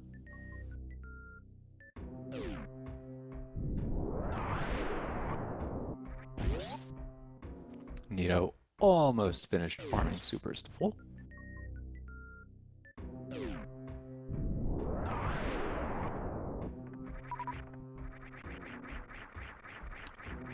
And we have another colored boomerang, the green one, better known as the Speed Booster.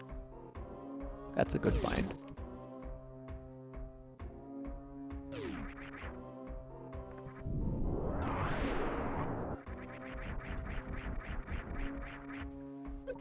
Especially because who knows what Speed Booster locked items, well, what the Speed Booster locked item we haven't seen yet might be. Nito's starting worst room. With all that ammo, it's not too bad.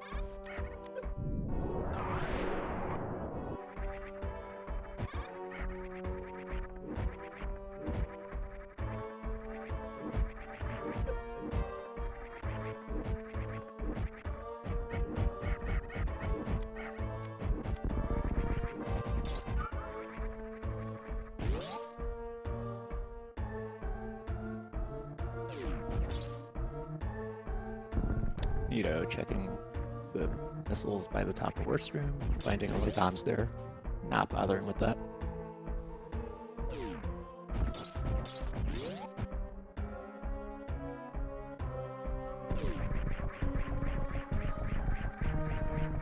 So the only beam we haven't seen yet is charge.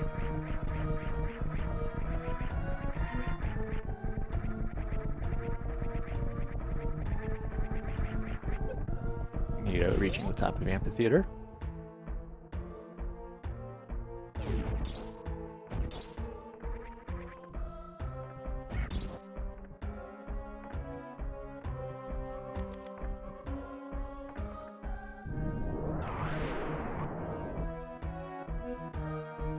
And Technolink checking the other speed locked item that is in at the beginning of East Murdia, but finding that it is only 20 rupees.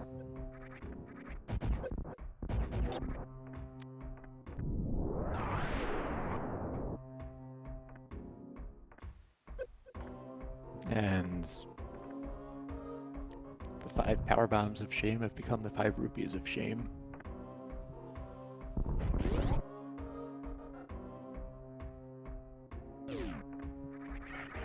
And we see another 5 rupees is the first item of Beach.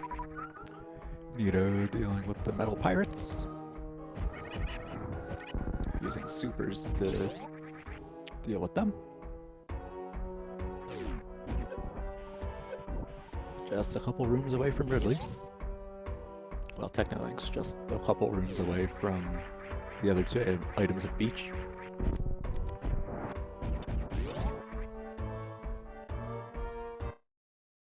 Well, that's something. Can of Burna and the high jump boots. They don't directly do all that much, but still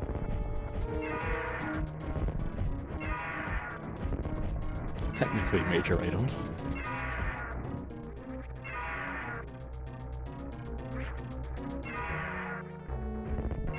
Meanwhile, we got Nito fighting Ridley. Using supers to do that. 30 supers are needed. And Ridley looks nice and red and nice and dead. I believe that's the other red crystal for that. Yes, it is. Crystal number 5.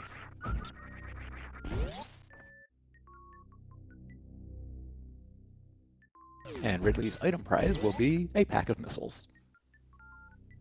Just like there will be crab missiles instead of crab supers that Technolink just picked up.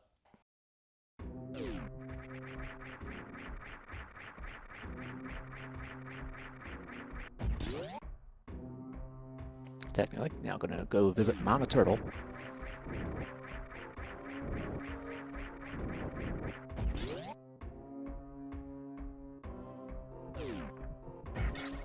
Piece of heart at the top.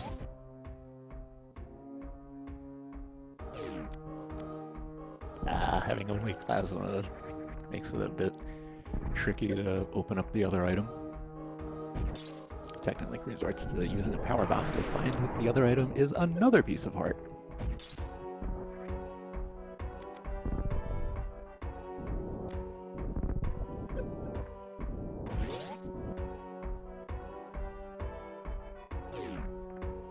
And sparking back up to then go to Meridia Main Street, and we'll see what the speed-locked item, where the missiles normally would be, ends up being. And that would be a piece of heart. Yeah, Meridia really seems to be packed with love. And breaking the tube from the outside. The interesting results that there are when you backdoor Meridia.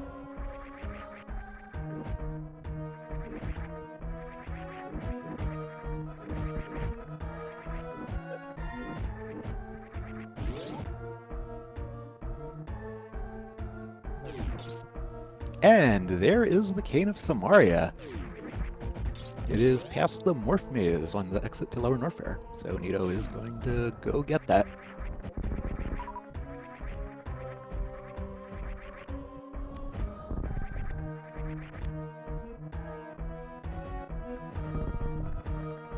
Thankfully, Spring Ball will be helpful towards that.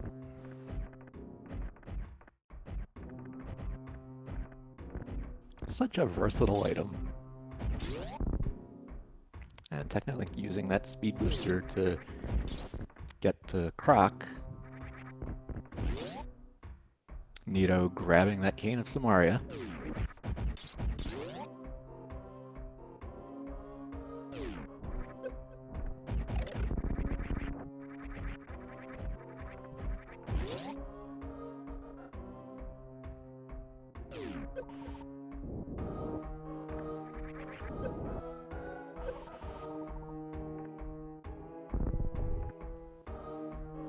And we have supers at Franker Z missiles. So a good amount of ammo to have, definitely. Technolink finding that single arrow past phase 1 of Croc. Nito reaching the end of Lower Norfair Escape.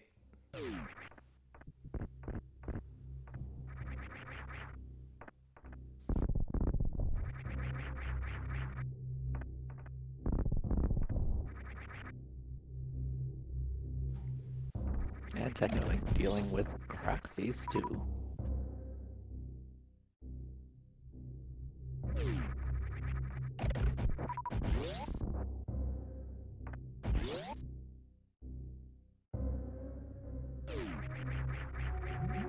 You know, having to use the upper route to get back to Business Center due to no speed booster.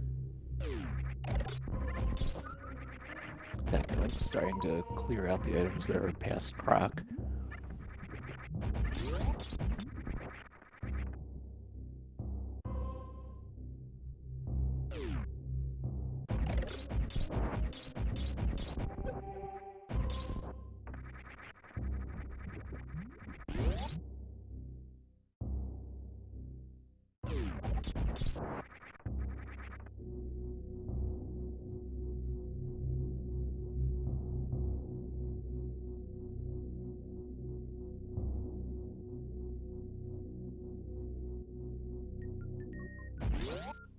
So I'm thinking that Nito is probably going to do Meridia now. Yep, opening up that tube. And jumping up.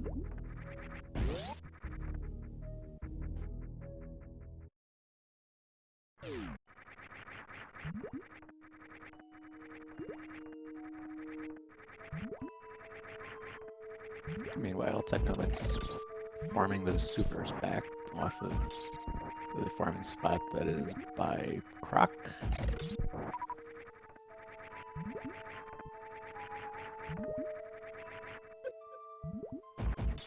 Checking the items that are visible from Main Street. And then head straight for Mama Turtle. Technolink now in Cosine Room.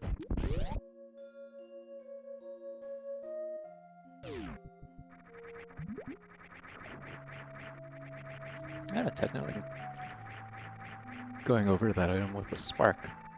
Well, with one charge, that is. And with the speed booster, I wonder what order of doing the checks in the huge post-crack room is going to be.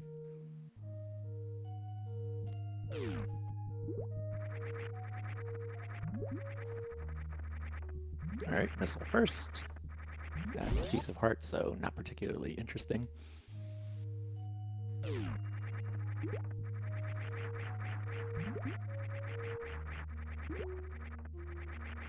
And resetting after finding that missile, because that meant there was nothing useful past Croc.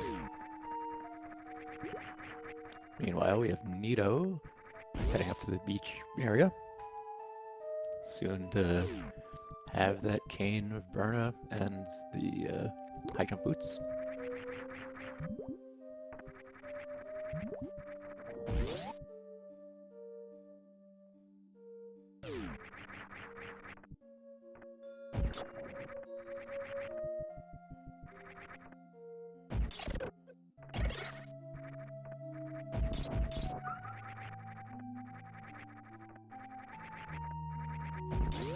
And Technolink's now going to head over to the Lower North Fair entrance.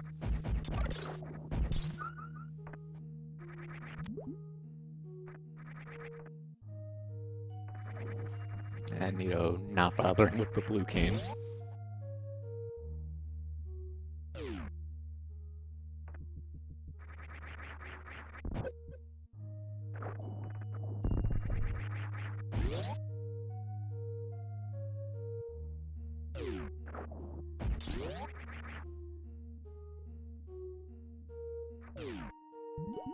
Technolink gets through the lava, while Nito reaches Eastern Meridia.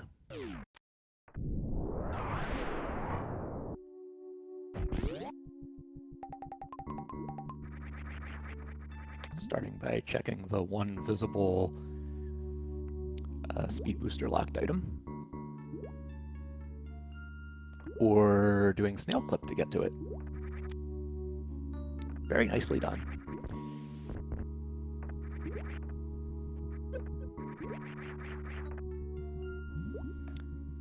And Technolink going straight left from Lower Norfair elevator to enter Golden Teresa.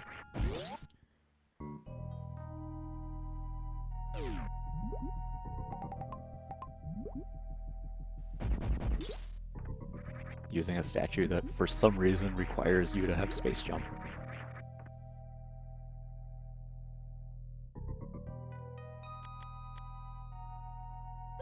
And we have just the 20 rupees at the top, but that ice beam at as the second item. So technically we'll follow through with the Golden Teresa fight.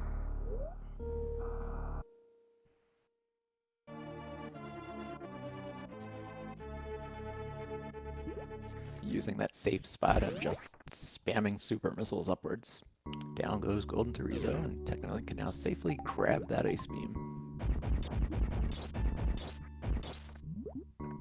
Meanwhile, Nito is now going to check the sand pits, starting with the right one.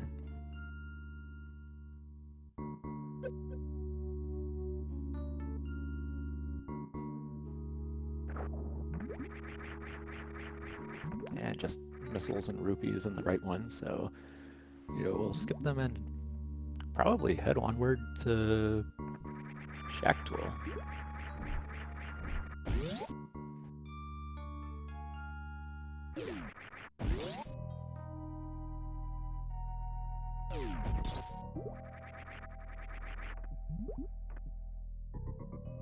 Nito's setting up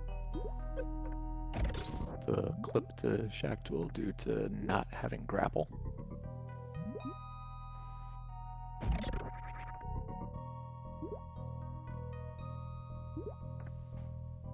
Meanwhile, Technolink is going to farm some more supers and continue on his way through Lower Norfair. And Nito having a bit of trouble with the clip to get to Shack Tool without grapple, but yeah, I'm sure that that'll happen soon.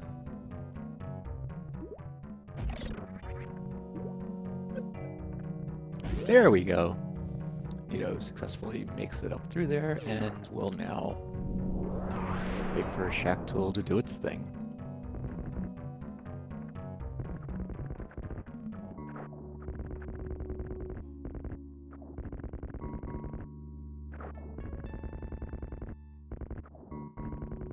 Technically using some power bombs to get rid of the lower enemies in Worst Room.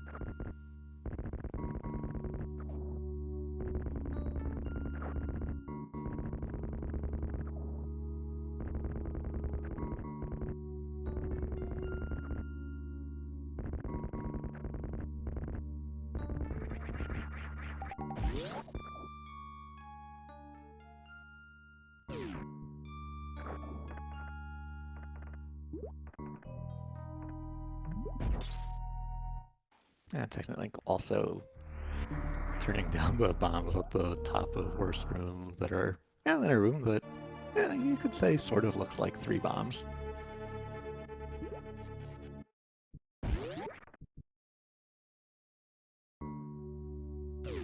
So Nito will reset back from that right sandpit check and go straight up to Batoon. Meanwhile, Technolink has made it to the top of the amphitheater, going to pre-check the item that is past it.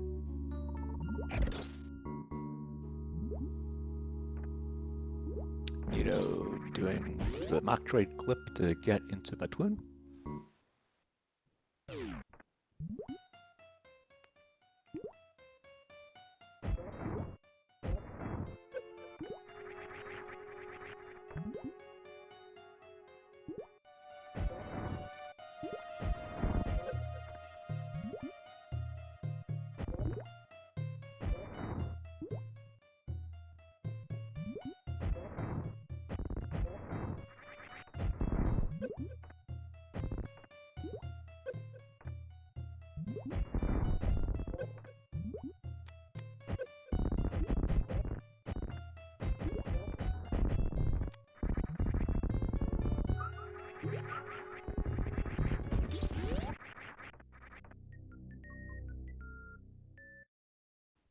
So that is that for Platoon.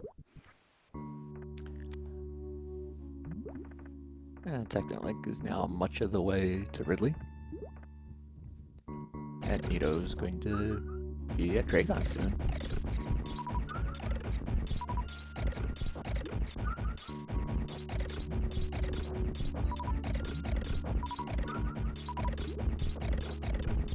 And Nito will do a little bit of farming. Technolink heading into the Metal Pirate Room.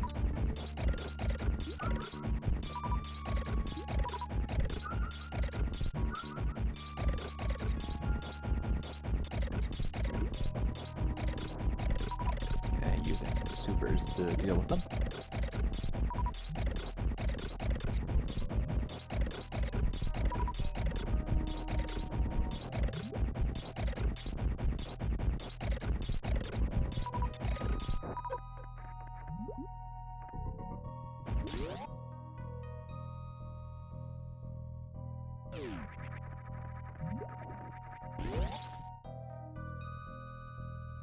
Technically farming up a little bit more ammo before heading towards Ridley.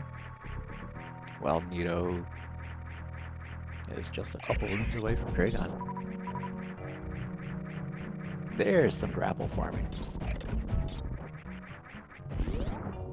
We'll see some fairly efficient farming from Technolink with that. Nito grabbing that pack of supers in Precious Room, and Technolink going into Ridley, needing to land 30 of these super missiles.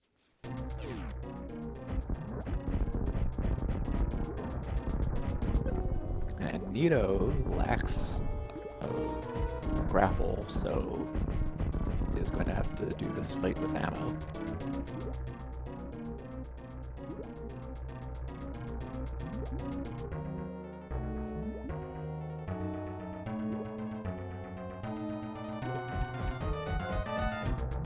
And down goes Ridley for Technolink.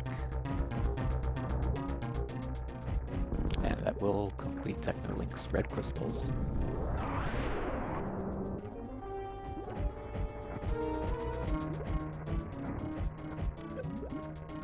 And Dragon's belly is starting to get nice and red on Nito's side.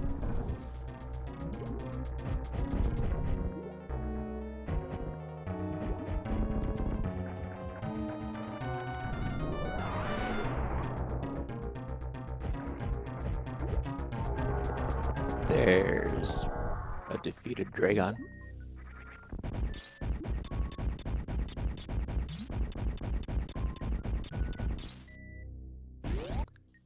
And since that gives credit for Phantom, that will complete Super Metroid boss kill credits for Nito.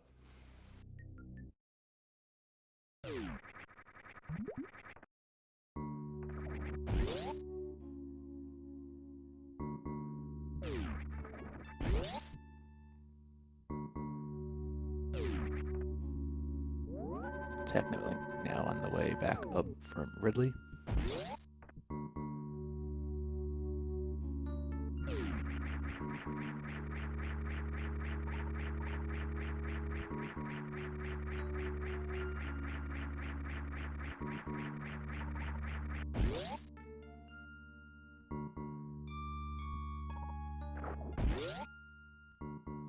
Nito appears to be headed over to Plasma, where we know there is another green-colored item there.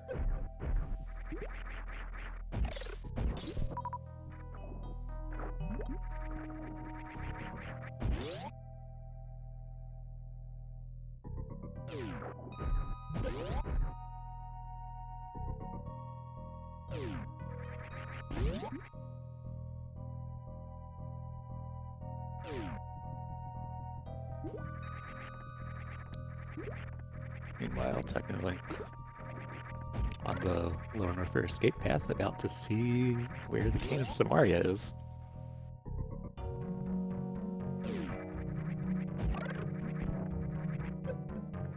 Nito, a couple rooms away from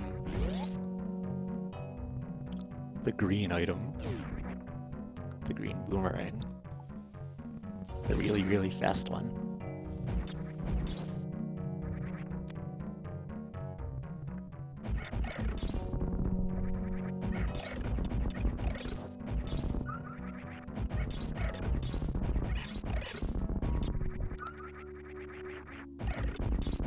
Meanwhile, Technolink is about to grab that cane of Samaria.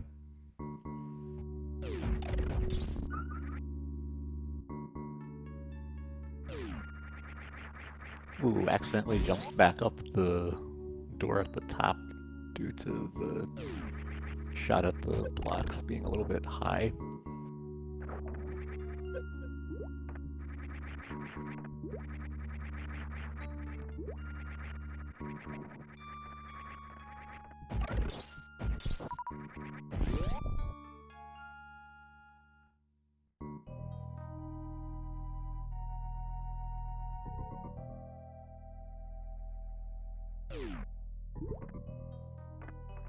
But our runners are really good on ammo and mostly on items. All we still need for go mode is that mirror.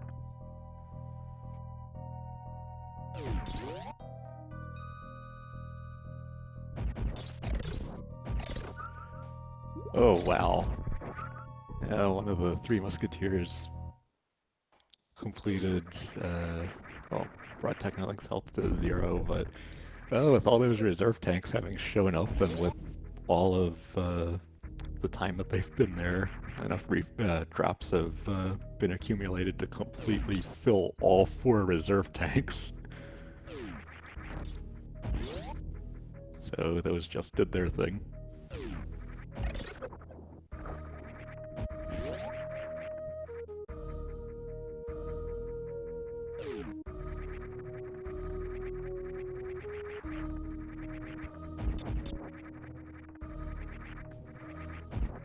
And we have Nito climbing up Red Tower, then going left into Green Ruin Star, probably to see what the speed booster locked item past Charge Beam is.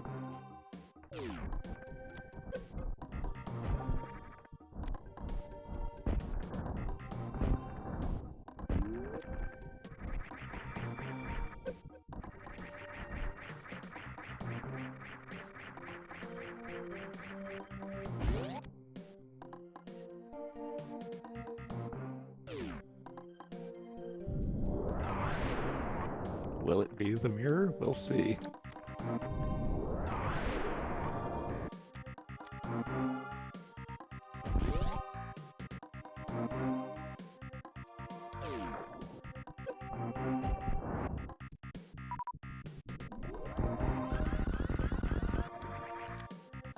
No, it'll be 100 rupees.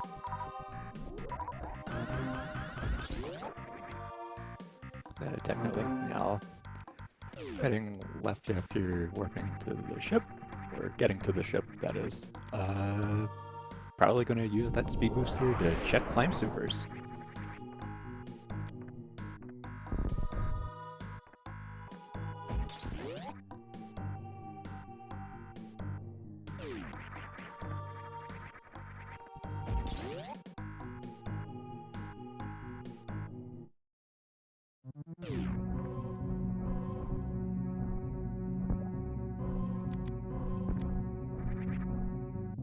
Nito going through Blueprint to get to the same check, which turns out to only be missiles.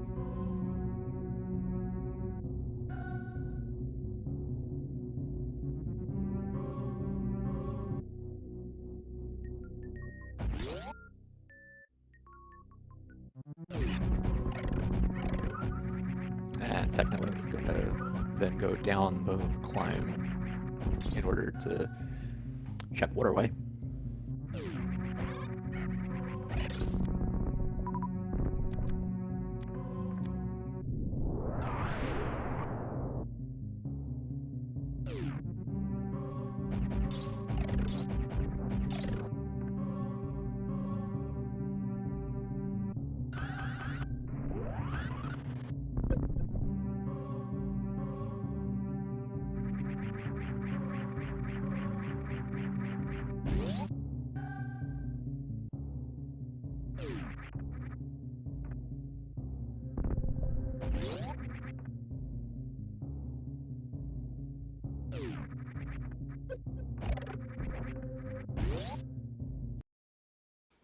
And Nito's gonna head back into the Link to the Past.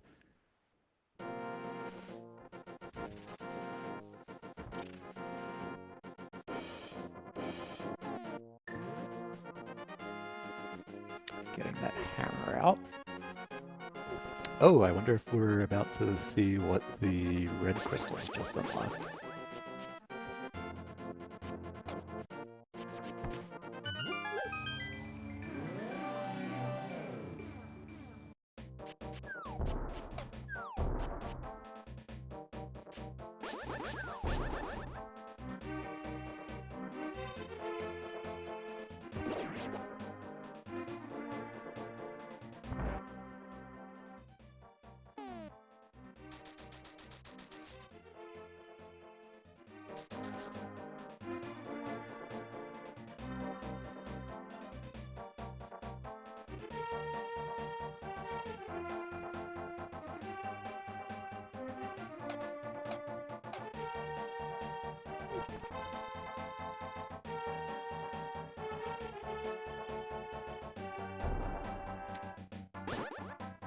Looks like Technolink might be... Yep, Technolink's going to go get Mother Brain out of the way.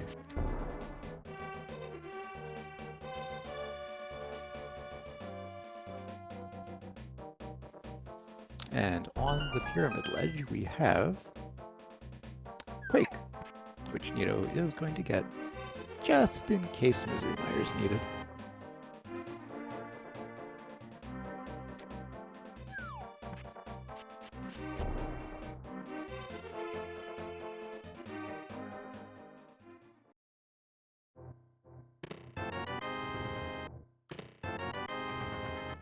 But all that Pyramid Fairy ends up having is missiles and bombs.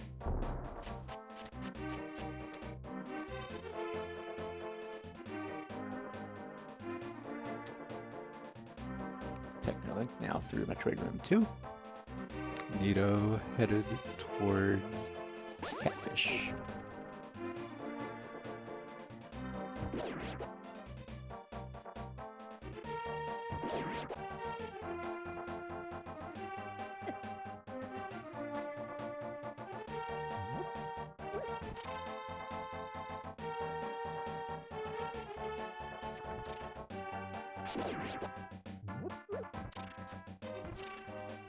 And we have Technolink finishing Metroid Room 4 and ending up with 60 supers. A good amount. Nito about to be given the Catfish item, which is 10 arrows. Yeah, still gotta keep looking for wherever that mirror might be.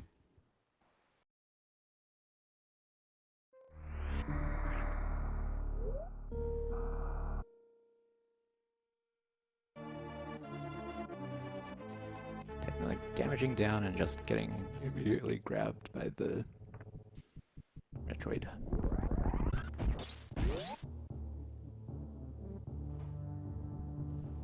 And Nito heading toward the wrecked ship.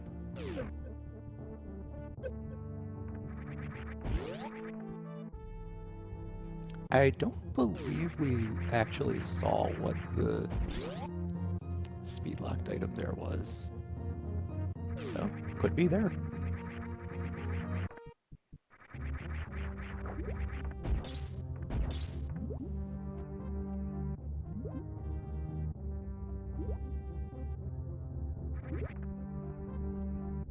Technically finishing getting set up to do the Mother Brain fight.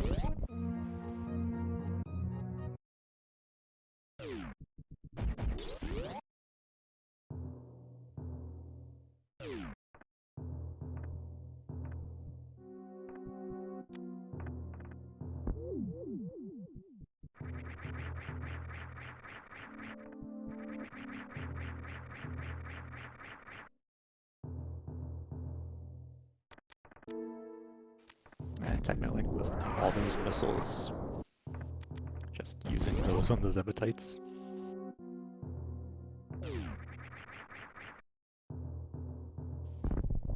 Although with how many are being used. Oh, this will work. A bit tight, but it'll work. Meanwhile, Nito's starting his Phantoon fight.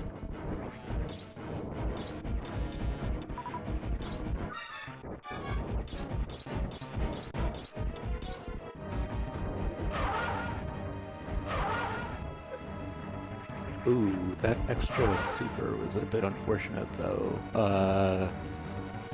Technolink cannot miss a single super and also cannot miss more than 2 regular missiles. Hopefully Technolink can get through this.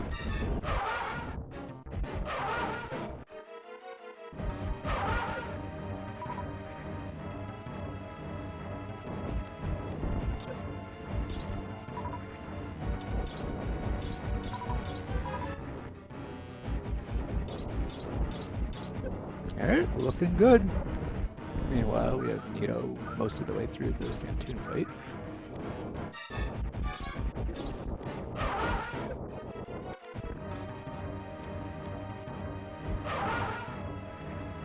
And down goes Phantoon for Nito.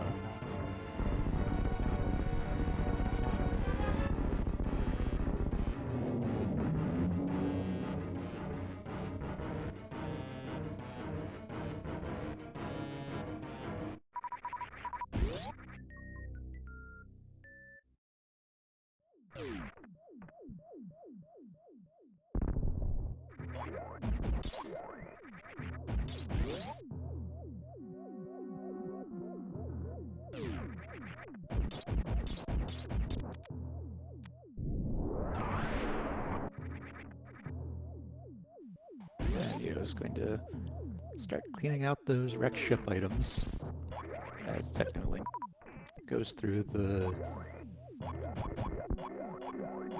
Mother Brain cutscene between phases 2 and 3.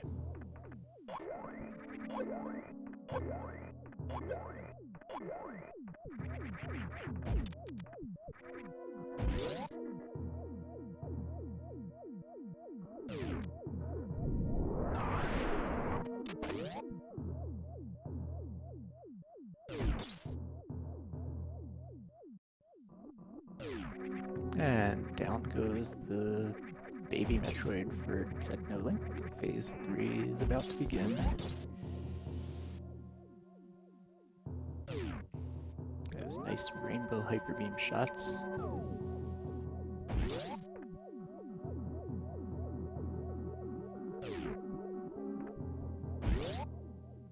Nito with that save before the spiky death room check. Mother Brain 3 now down for Technolink.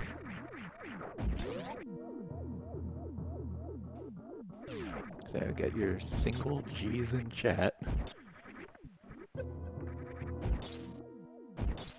The escape beginning without a timer. So we'll get to see the planet suddenly stop exploding when Technolink gets to the climb.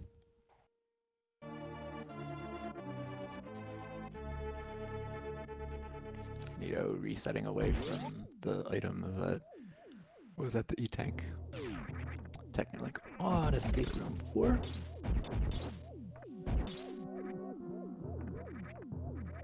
Nito almost at the attic.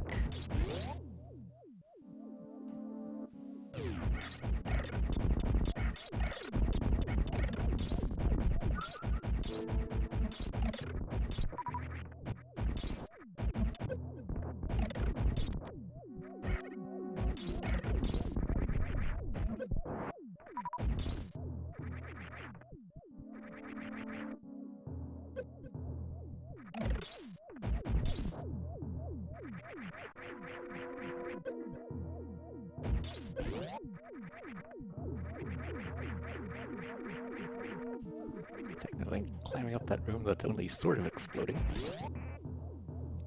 And for some reason is filling with lava instead of acid.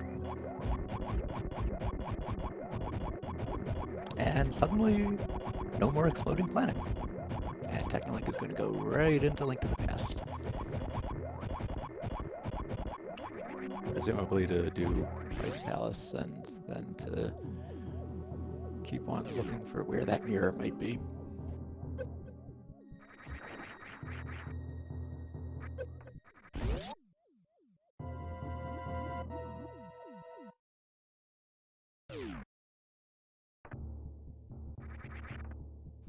Nito now on the outside portion of the wreck ship area. Accidentally sparking to the left. But then, well, trying to spark up to where the missile that is a bottle is. Technolink starting Ice Palace, a couple rooms in.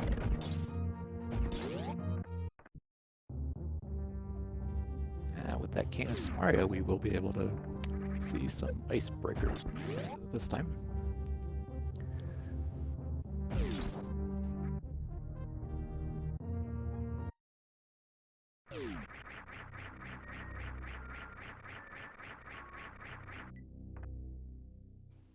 Nito now on bowling.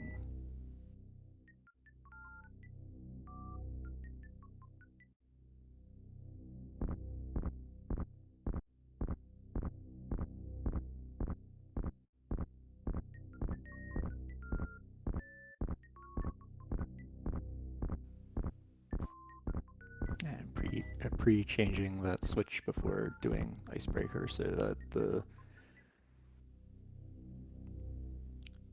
the pylons actually work out the right way.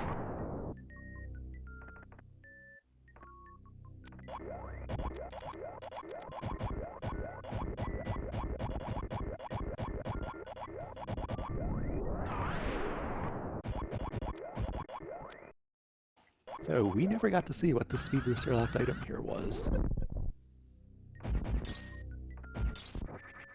But it's just a piece of art.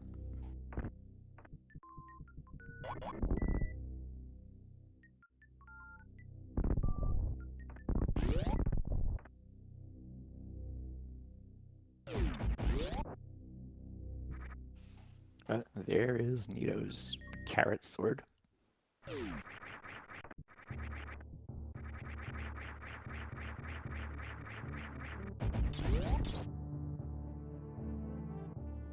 And given where we know the fourth one is, we definitely won't be seeing it.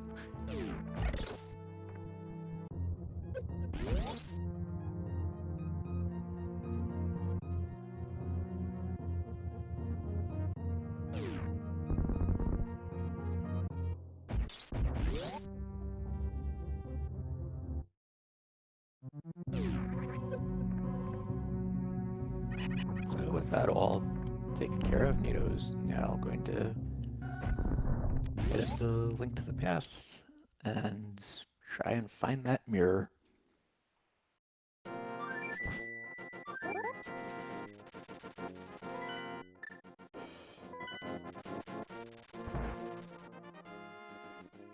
There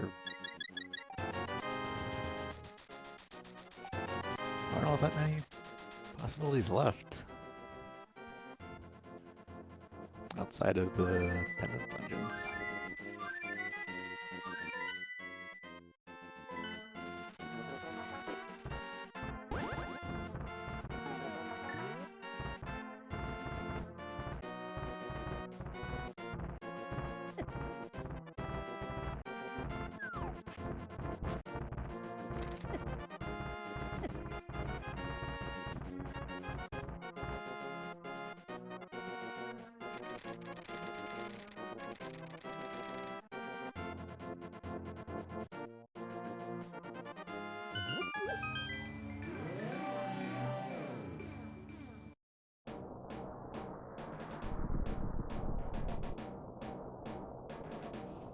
And Technolink is now going to start the Cold Stare fight. And Nito entered the Dark World in East Death Mountain, then realized something.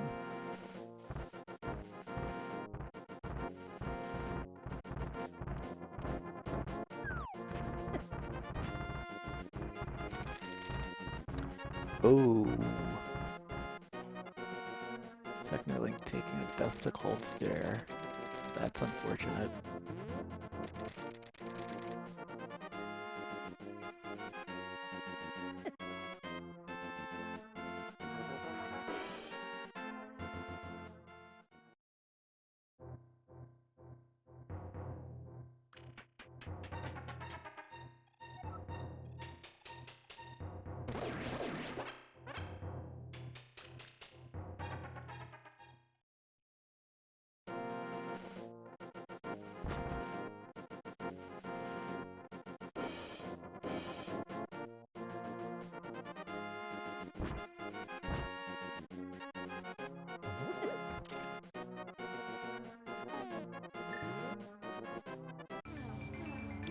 Now Technolink is going to do Pyramid Fairy.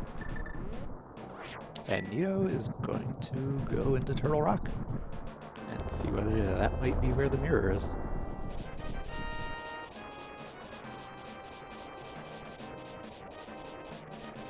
Because that mirror is all we need.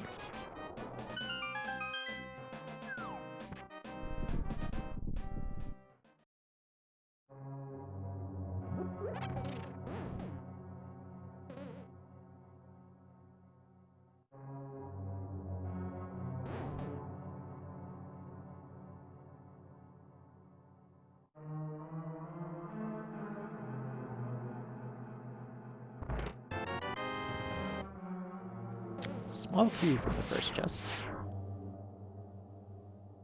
Technically deciding whether or not to actually grab that quake that's on Pyramid Ledge. I'm going to use the fairy to refill those bottles.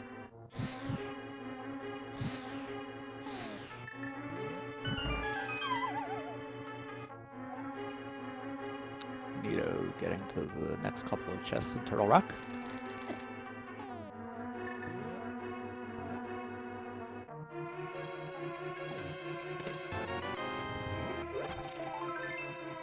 Finding another small key and a piece of heart in them.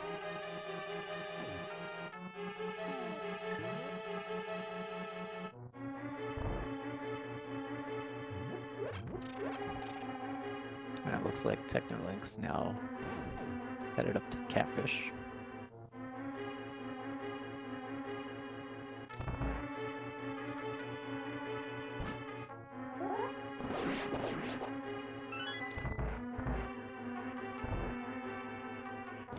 Nito facing the chain chimes.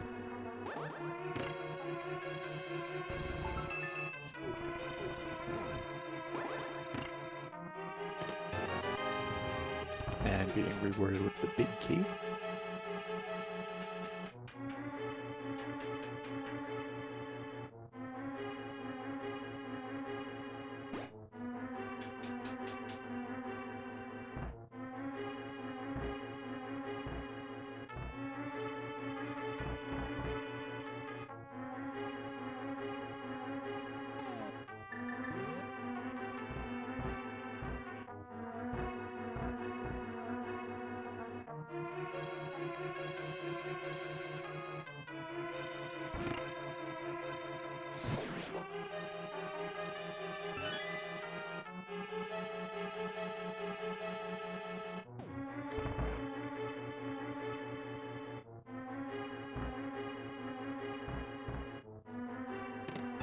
And technically, after some restocking, just gonna head back into Ice Palace.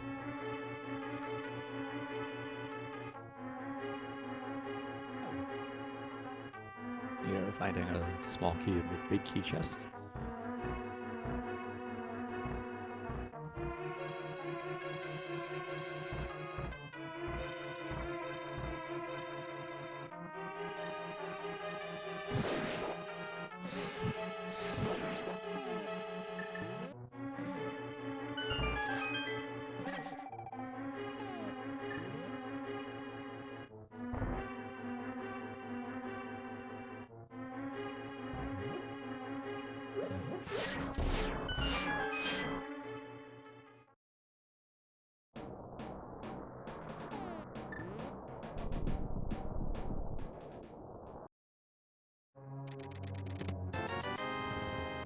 And the big chest turns out to only have 20 rupees in it.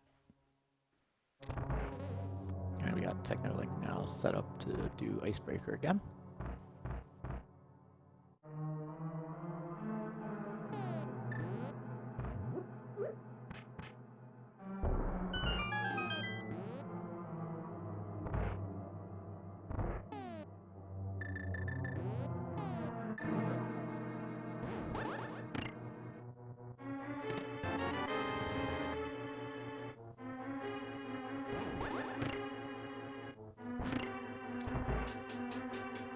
Only bombs in the chest before the dark room. But laser bridge seems potentially promising.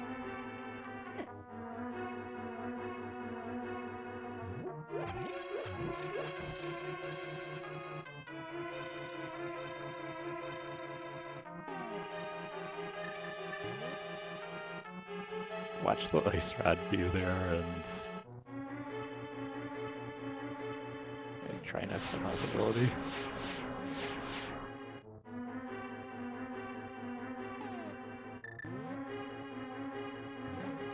Here we go with the laser bridge checks. And there is that mirror. So at 238, probably 39, we have Nito now in go mode.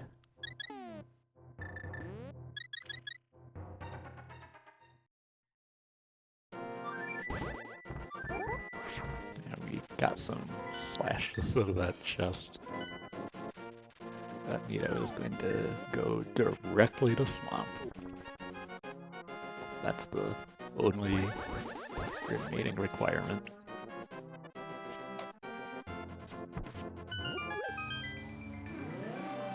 Oh, chat does bring up a good point. This is only a 21 out of 22 chance of go mode.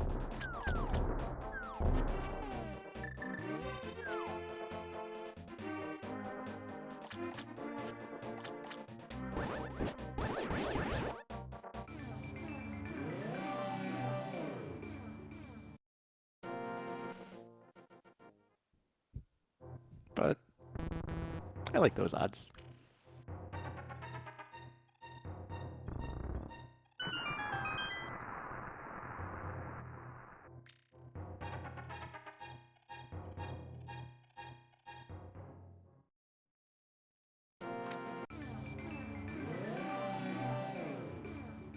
It looks like the first dungeon that Technolink's gonna check is gonna be Misery Mire.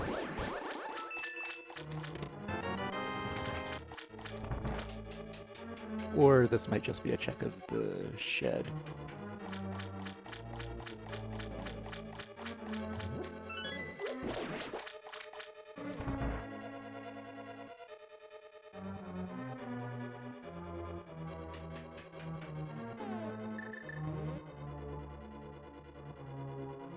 Looks like Technolink is going to go into Misery Mire.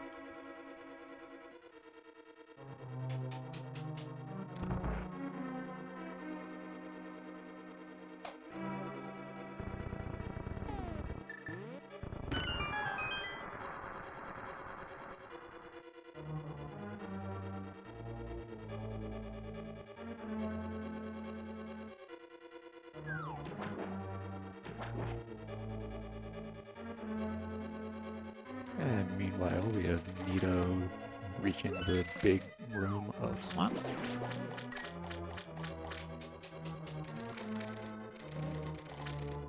And it's just gonna go right onward.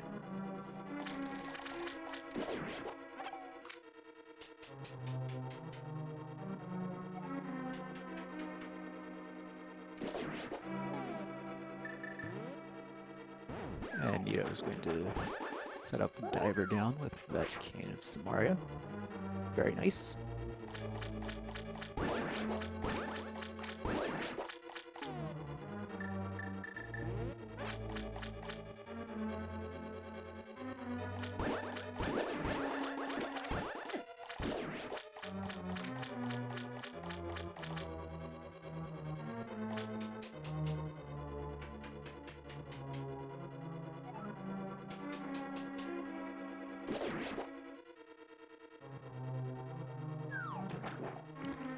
Wow.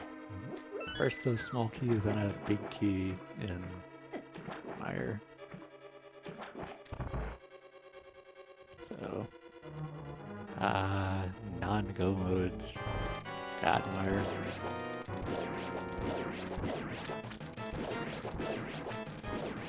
And we have Nito starting both Argus fight. Quickly getting through all the small puffs. Using sword spins to finish the job.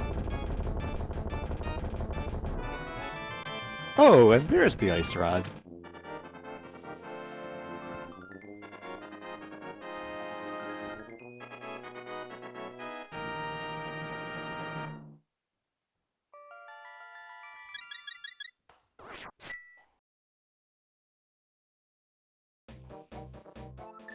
So, Nito now has all of the crystals, so that means there are 22 possible locations for that big key in Ganon's tower. So it's time to guess which one that's going to be.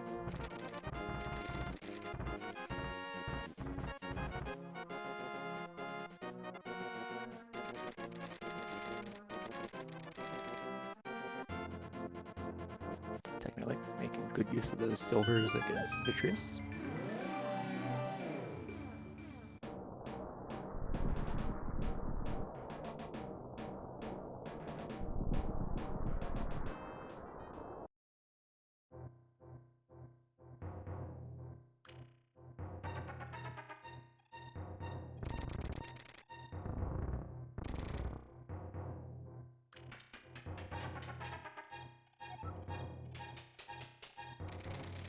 And technically going back into Mire to check the rest of the items there.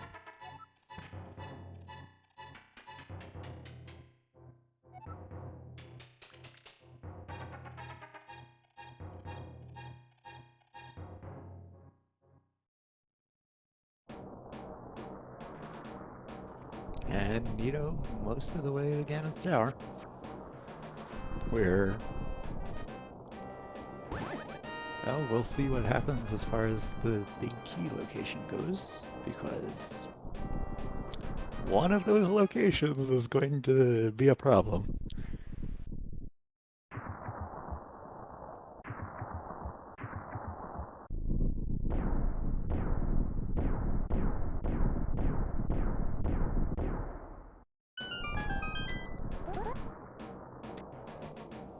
Technically finding red mail is one of the items in Mire.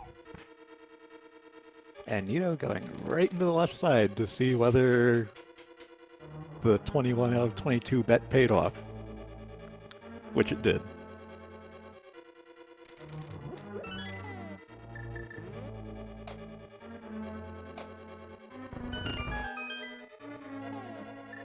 So that means Nito is now actually in go mode.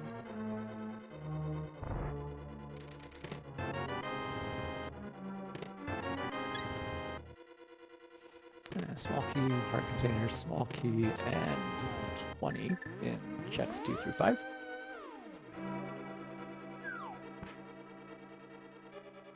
And technically finding missiles in cutscene chest in Mire, so that is all the Mire items.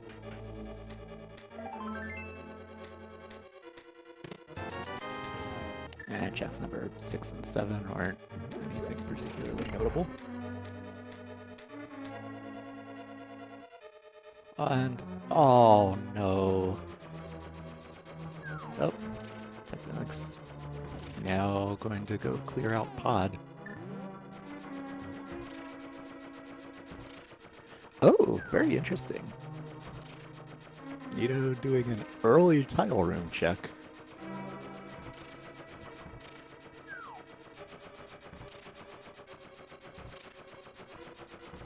And making use of how grabbing onto a wall while caped causes it to stop burning magic.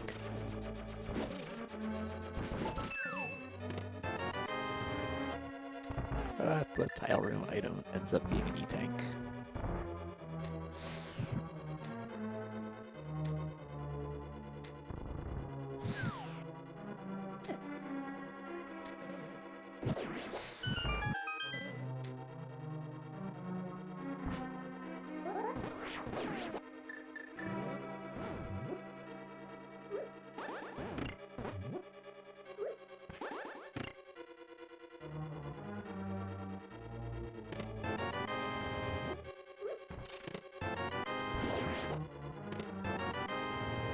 And number 11, if I counted right, is the check where that big key was. So Nito will now start climbing the tower. While Technolink continues to explore more of Pod.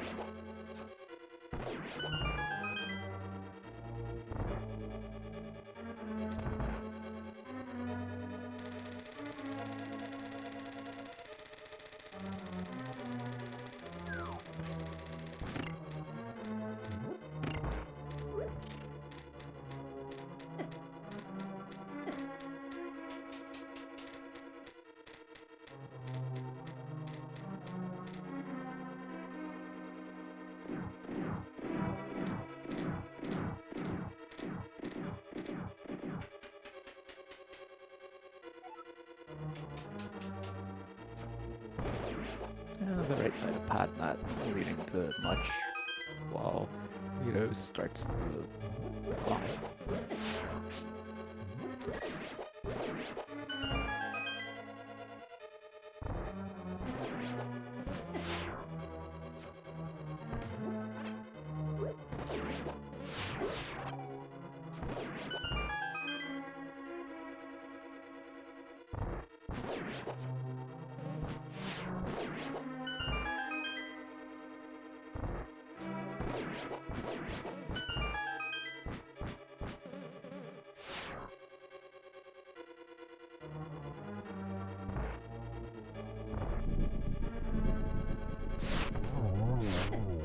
Nito on the Lambo refight.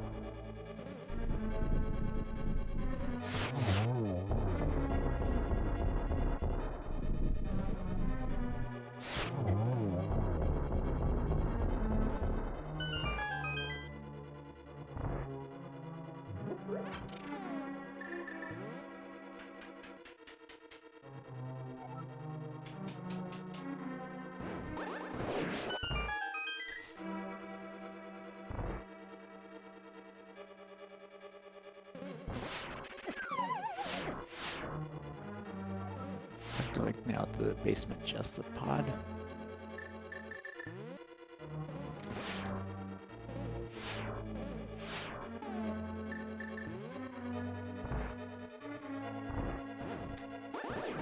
And Nito getting more and more of the way through the climb of Ganon's tower.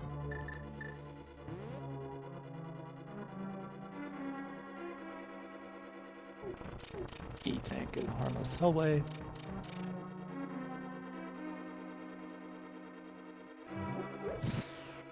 Nito now in that torch room.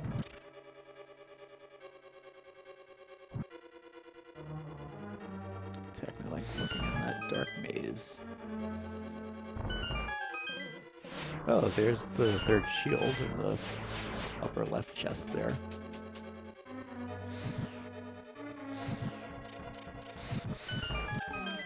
$20 in the other one.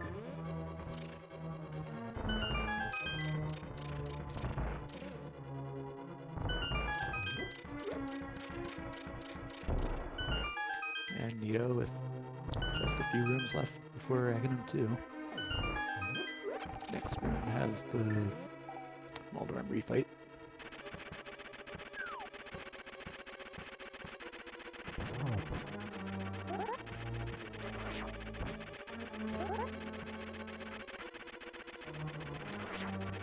technically. Death warping back to then check what's on the left side of the front of pod. Down goes Moldworm.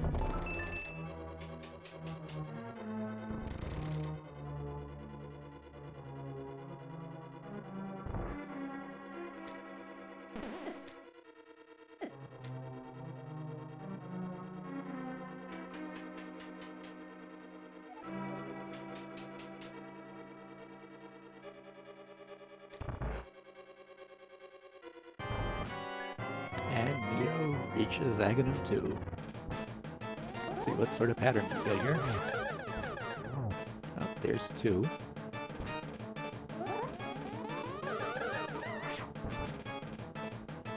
That blue ball attack was no hits that time. There's 1. 3 more hits left. There's another one.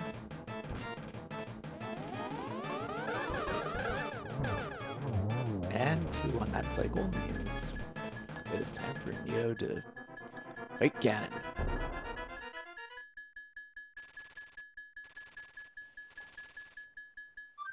But Neo will not be finished because he has not defeated Mother Brain yet.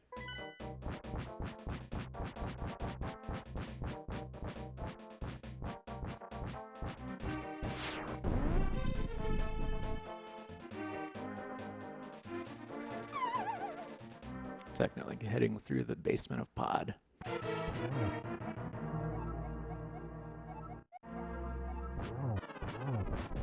Ganon, as always, having something interesting to say to us.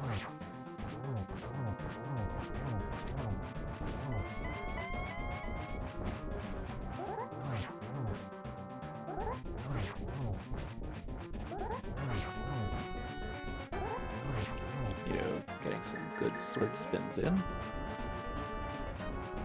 And playing the cape to just not have to worry about the fire bats.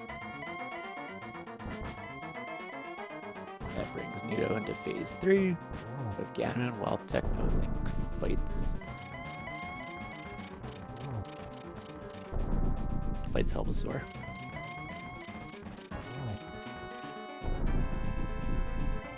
Using bombs to deal with the mask. And Ganon doesn't seem to want to stop warping. But finally he does.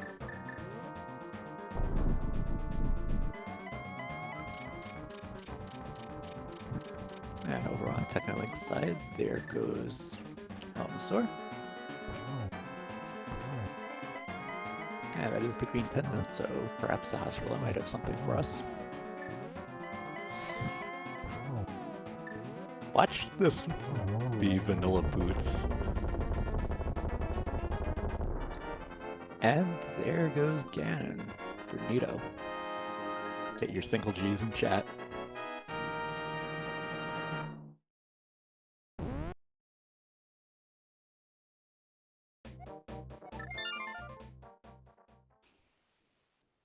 And save and quit plus reset to get back into Super Metroid with that.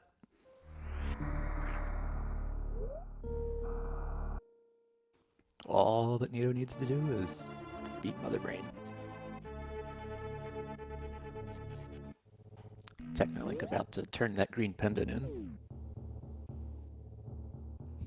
What do you think? Do you think we get Vanilla Boots? Nope, just missiles.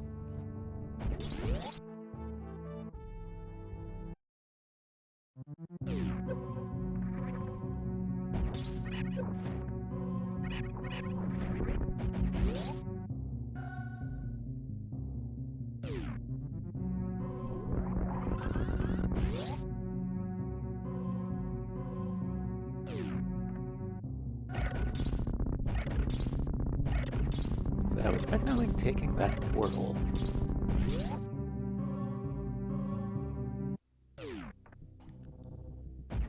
I wonder if this is... I wonder if this is a Smith chain check.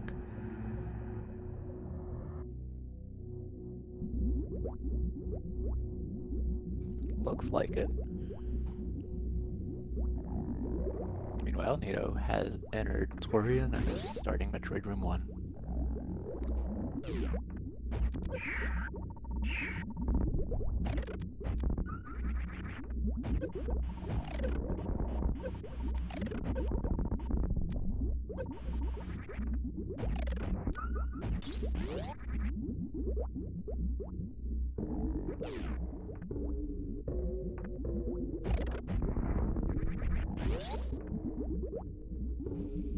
And because no mirror,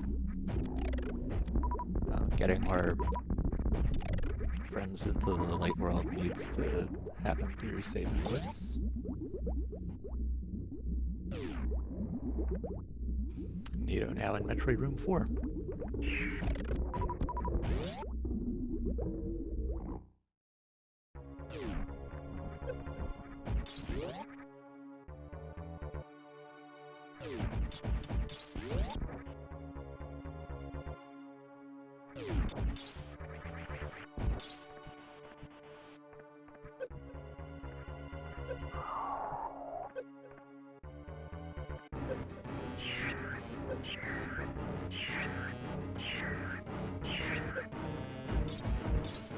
Nito dealing with the baby Metroid, or just jumping into it.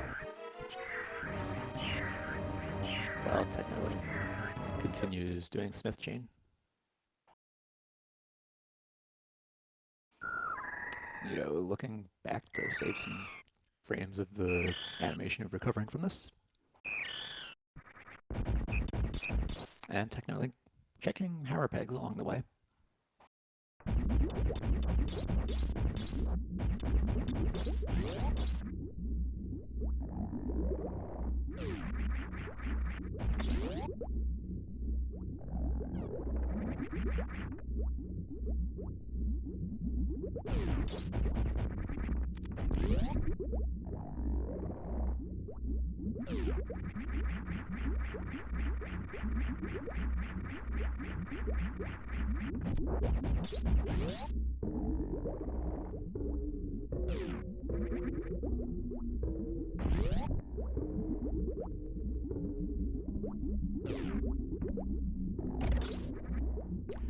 And Nito is going to do a zip skip, needing to do that from the bottom due to not having wave beam.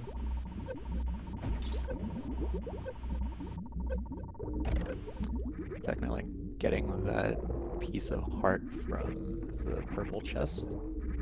It's fluting to Death Mountain, so it looks like Technolink will be heading to Turtle Rock.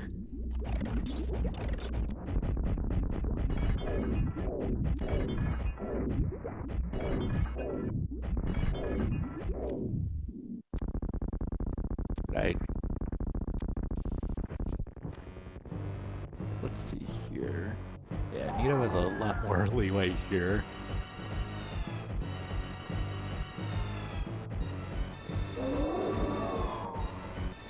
Nito can miss up to 77 regular missiles worth of damage and still get this done, so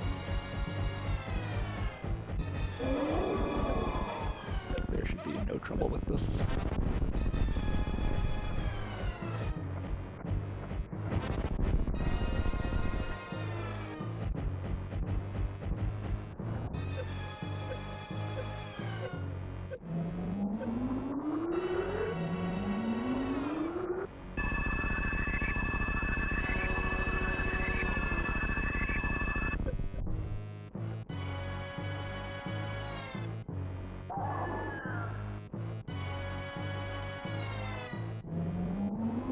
So we have Technolink opening up Turtle Rock as the Mother Brain cutscene happens for Nito.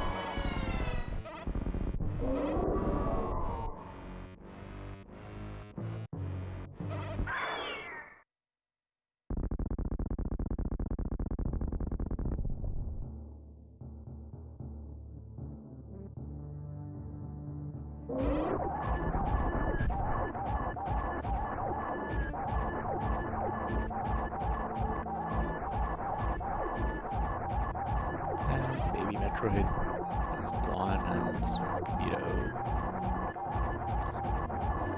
dealing with Mother Brain 3. And is just the escape away from finishing this.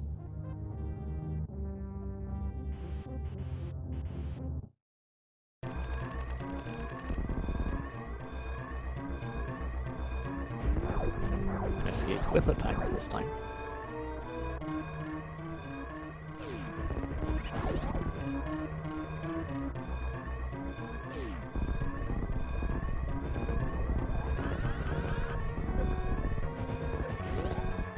Getting that big key from the chain jumps. Nito starting escape room 4. Almost there.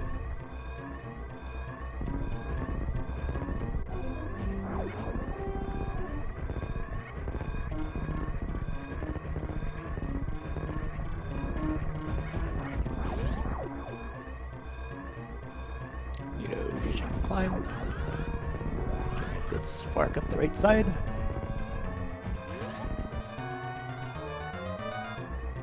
Just some parlor and landing site left.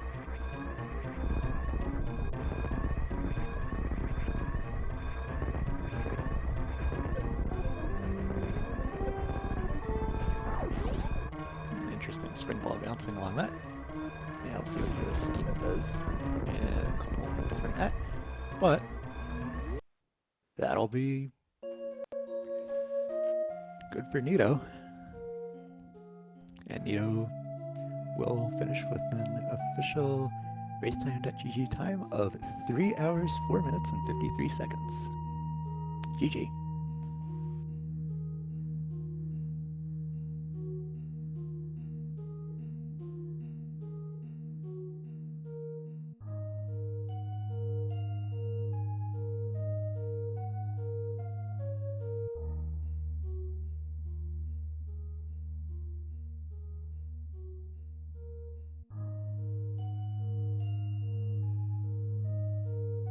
Hi. Hello. So, how about that mirror location? Well, Kane had to be useful. It had to be, you know. I'm just glad I guessed the right pendant dungeons to dive. Well, it was not that hard of a guess. It was the trolliest possible location, so it had to be there. Yeah. This Kane was the last. How about that logic chain? For sure, I thought Speed Booster was in Wrecked Ship all this time. It was in Plasma Room, which means you were meant to kill Aga, get Gravity Suit from Blind, then get your Speed Booster, which unlocks various suits. Then you get your Kane in Lower Norfair, and you get your Mirror on Laser Bridge. Yeah, interesting. Yikes. Well, with what it did, I was all ready for Ganon's Tower not to hit the 21 and 22 chance. That's why I checked out. I usually check Tower Room, but you know, it could have been there easily, but it made Kane required a second time. Yeah. And Boots. Now this was an easy sub 3 with Boots anywhere early. Walking everywhere kind of sucks. I have to wonder where those ended up being. Might be like on, well, none of the locations remain really. Pod, Trinix, or somewhere in Swamp. Sorry. Oh, and I would have been entertained by the possibility of them being in like on Trinex if the big key ended up on the torch.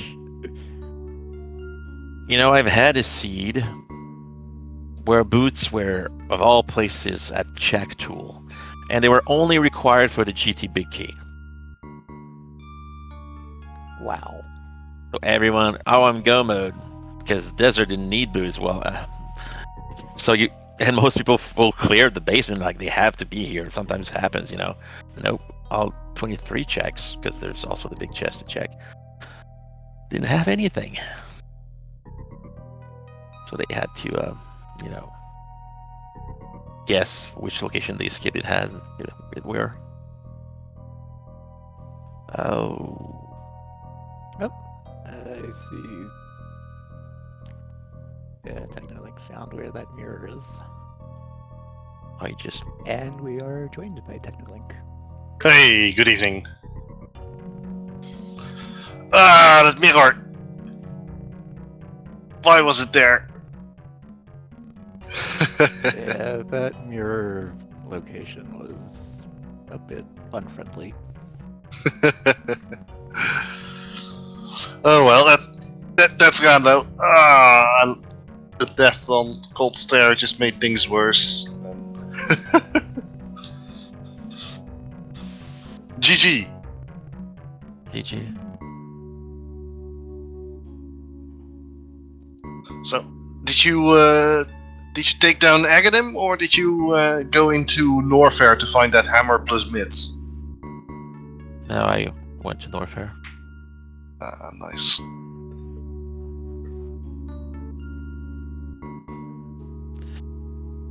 Because if there's something in Upper Norfair, then skipping Aga just saved you like 5-6 minutes, depending how many blue balls you get. Yeah, exactly. I also skipped Aga due to that. It was quite useful to say the least. But He was yeah, also locking also a sword that.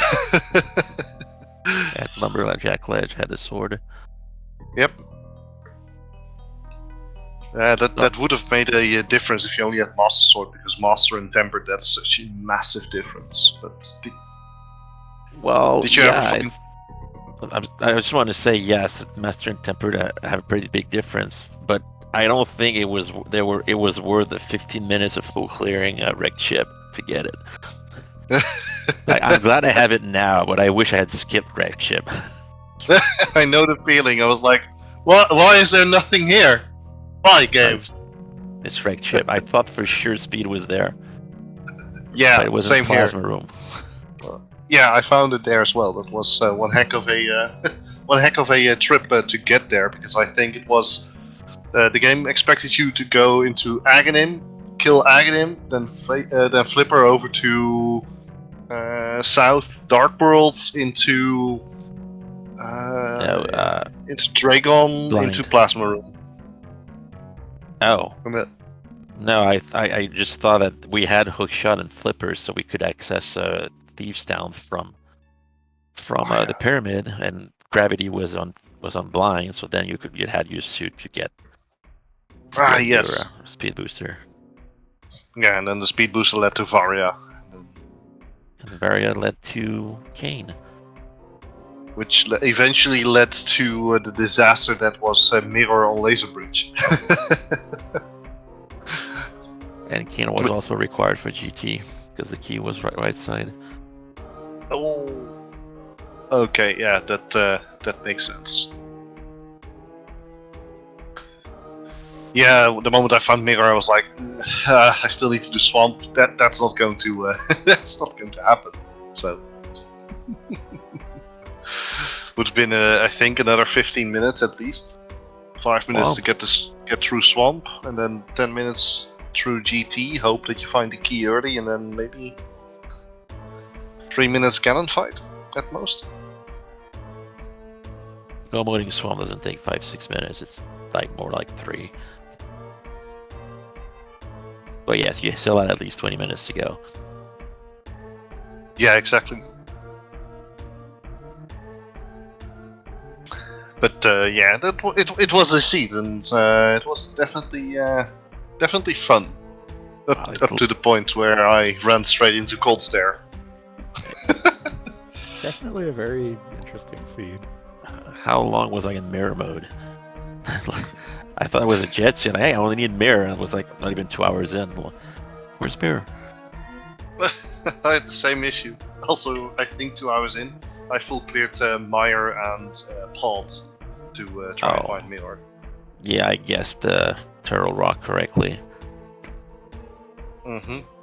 Because Yeah. it had to be behind Kane, right? Yeah, that meant it could also have been on Pet. I checked Pet a while ago. What? Can I ask, what was on Pet? I don't remember missiles. Okay. Something I sense. think really. it was missiles. It might have been. Actually, I think it might have been a capacity upgrade to something. Oh yes, yes. Arrows or bombs. Yeah. Yeah, chat says arrow upgrade. Well, and chat is always right, so we should be listening to them. That said, though, it's been a it was definitely one of the I don't know. I think going into Meyer felt like the option because Well, it was Meyer was either available early, very early. If you if you killed that guy, you had Quake on the ledge. So and Kane only locks Vidi, whereas Kane locks the entirety of Turtle Rock. So I would figure it was maybe Turtle Rock by following Kane. Makes sense. Yeah. I didn't reason like that. It was like, I can now clear Meyer so I can go to Vidi. Only to find that Vidi only had a compass, so. C'est la vie. Yeah. Well, I hope it was fun to watch because it was kind of annoying to play. Well, I'm no longer allowed to roll seats then, at this rate.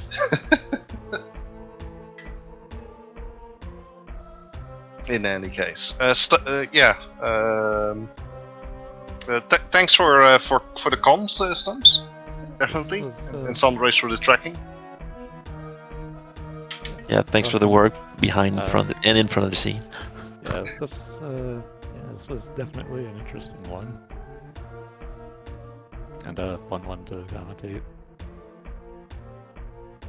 Yeah, but also, yeah, thanks to everyone. Thanks to the runners for putting on this very good race for us. And yeah, Sandra's for your tracking, and everyone involved at Speed Gaming for the rest of what brings this to us. And yeah, make sure that you follow the runners.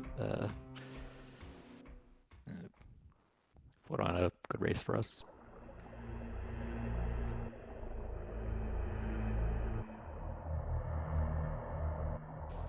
Yeah, and again, Stumps, thanks for the comms. And well, that said and done, if you don't mind, I'm going to take a break. It's been a long 3 hours. Great. Yeah, so yeah, thanks for coming in here for the interview afterward. So yeah, thanks. Make sure that you follow the runners, and yeah, I really enjoyed doing this. This is actually the first one of these commentaries I've done in a while, so that's been good to. I feel good about getting back into this, and I hope to do more soon. Yeah, thanks for letting me bring this action to you over these past couple hours. Thanks to everyone involved, and there's plenty more stuff going on, and the Speed Gaming channels for the rest of the day, so enjoy that, and I'll see you for a future race. Thanks for watching.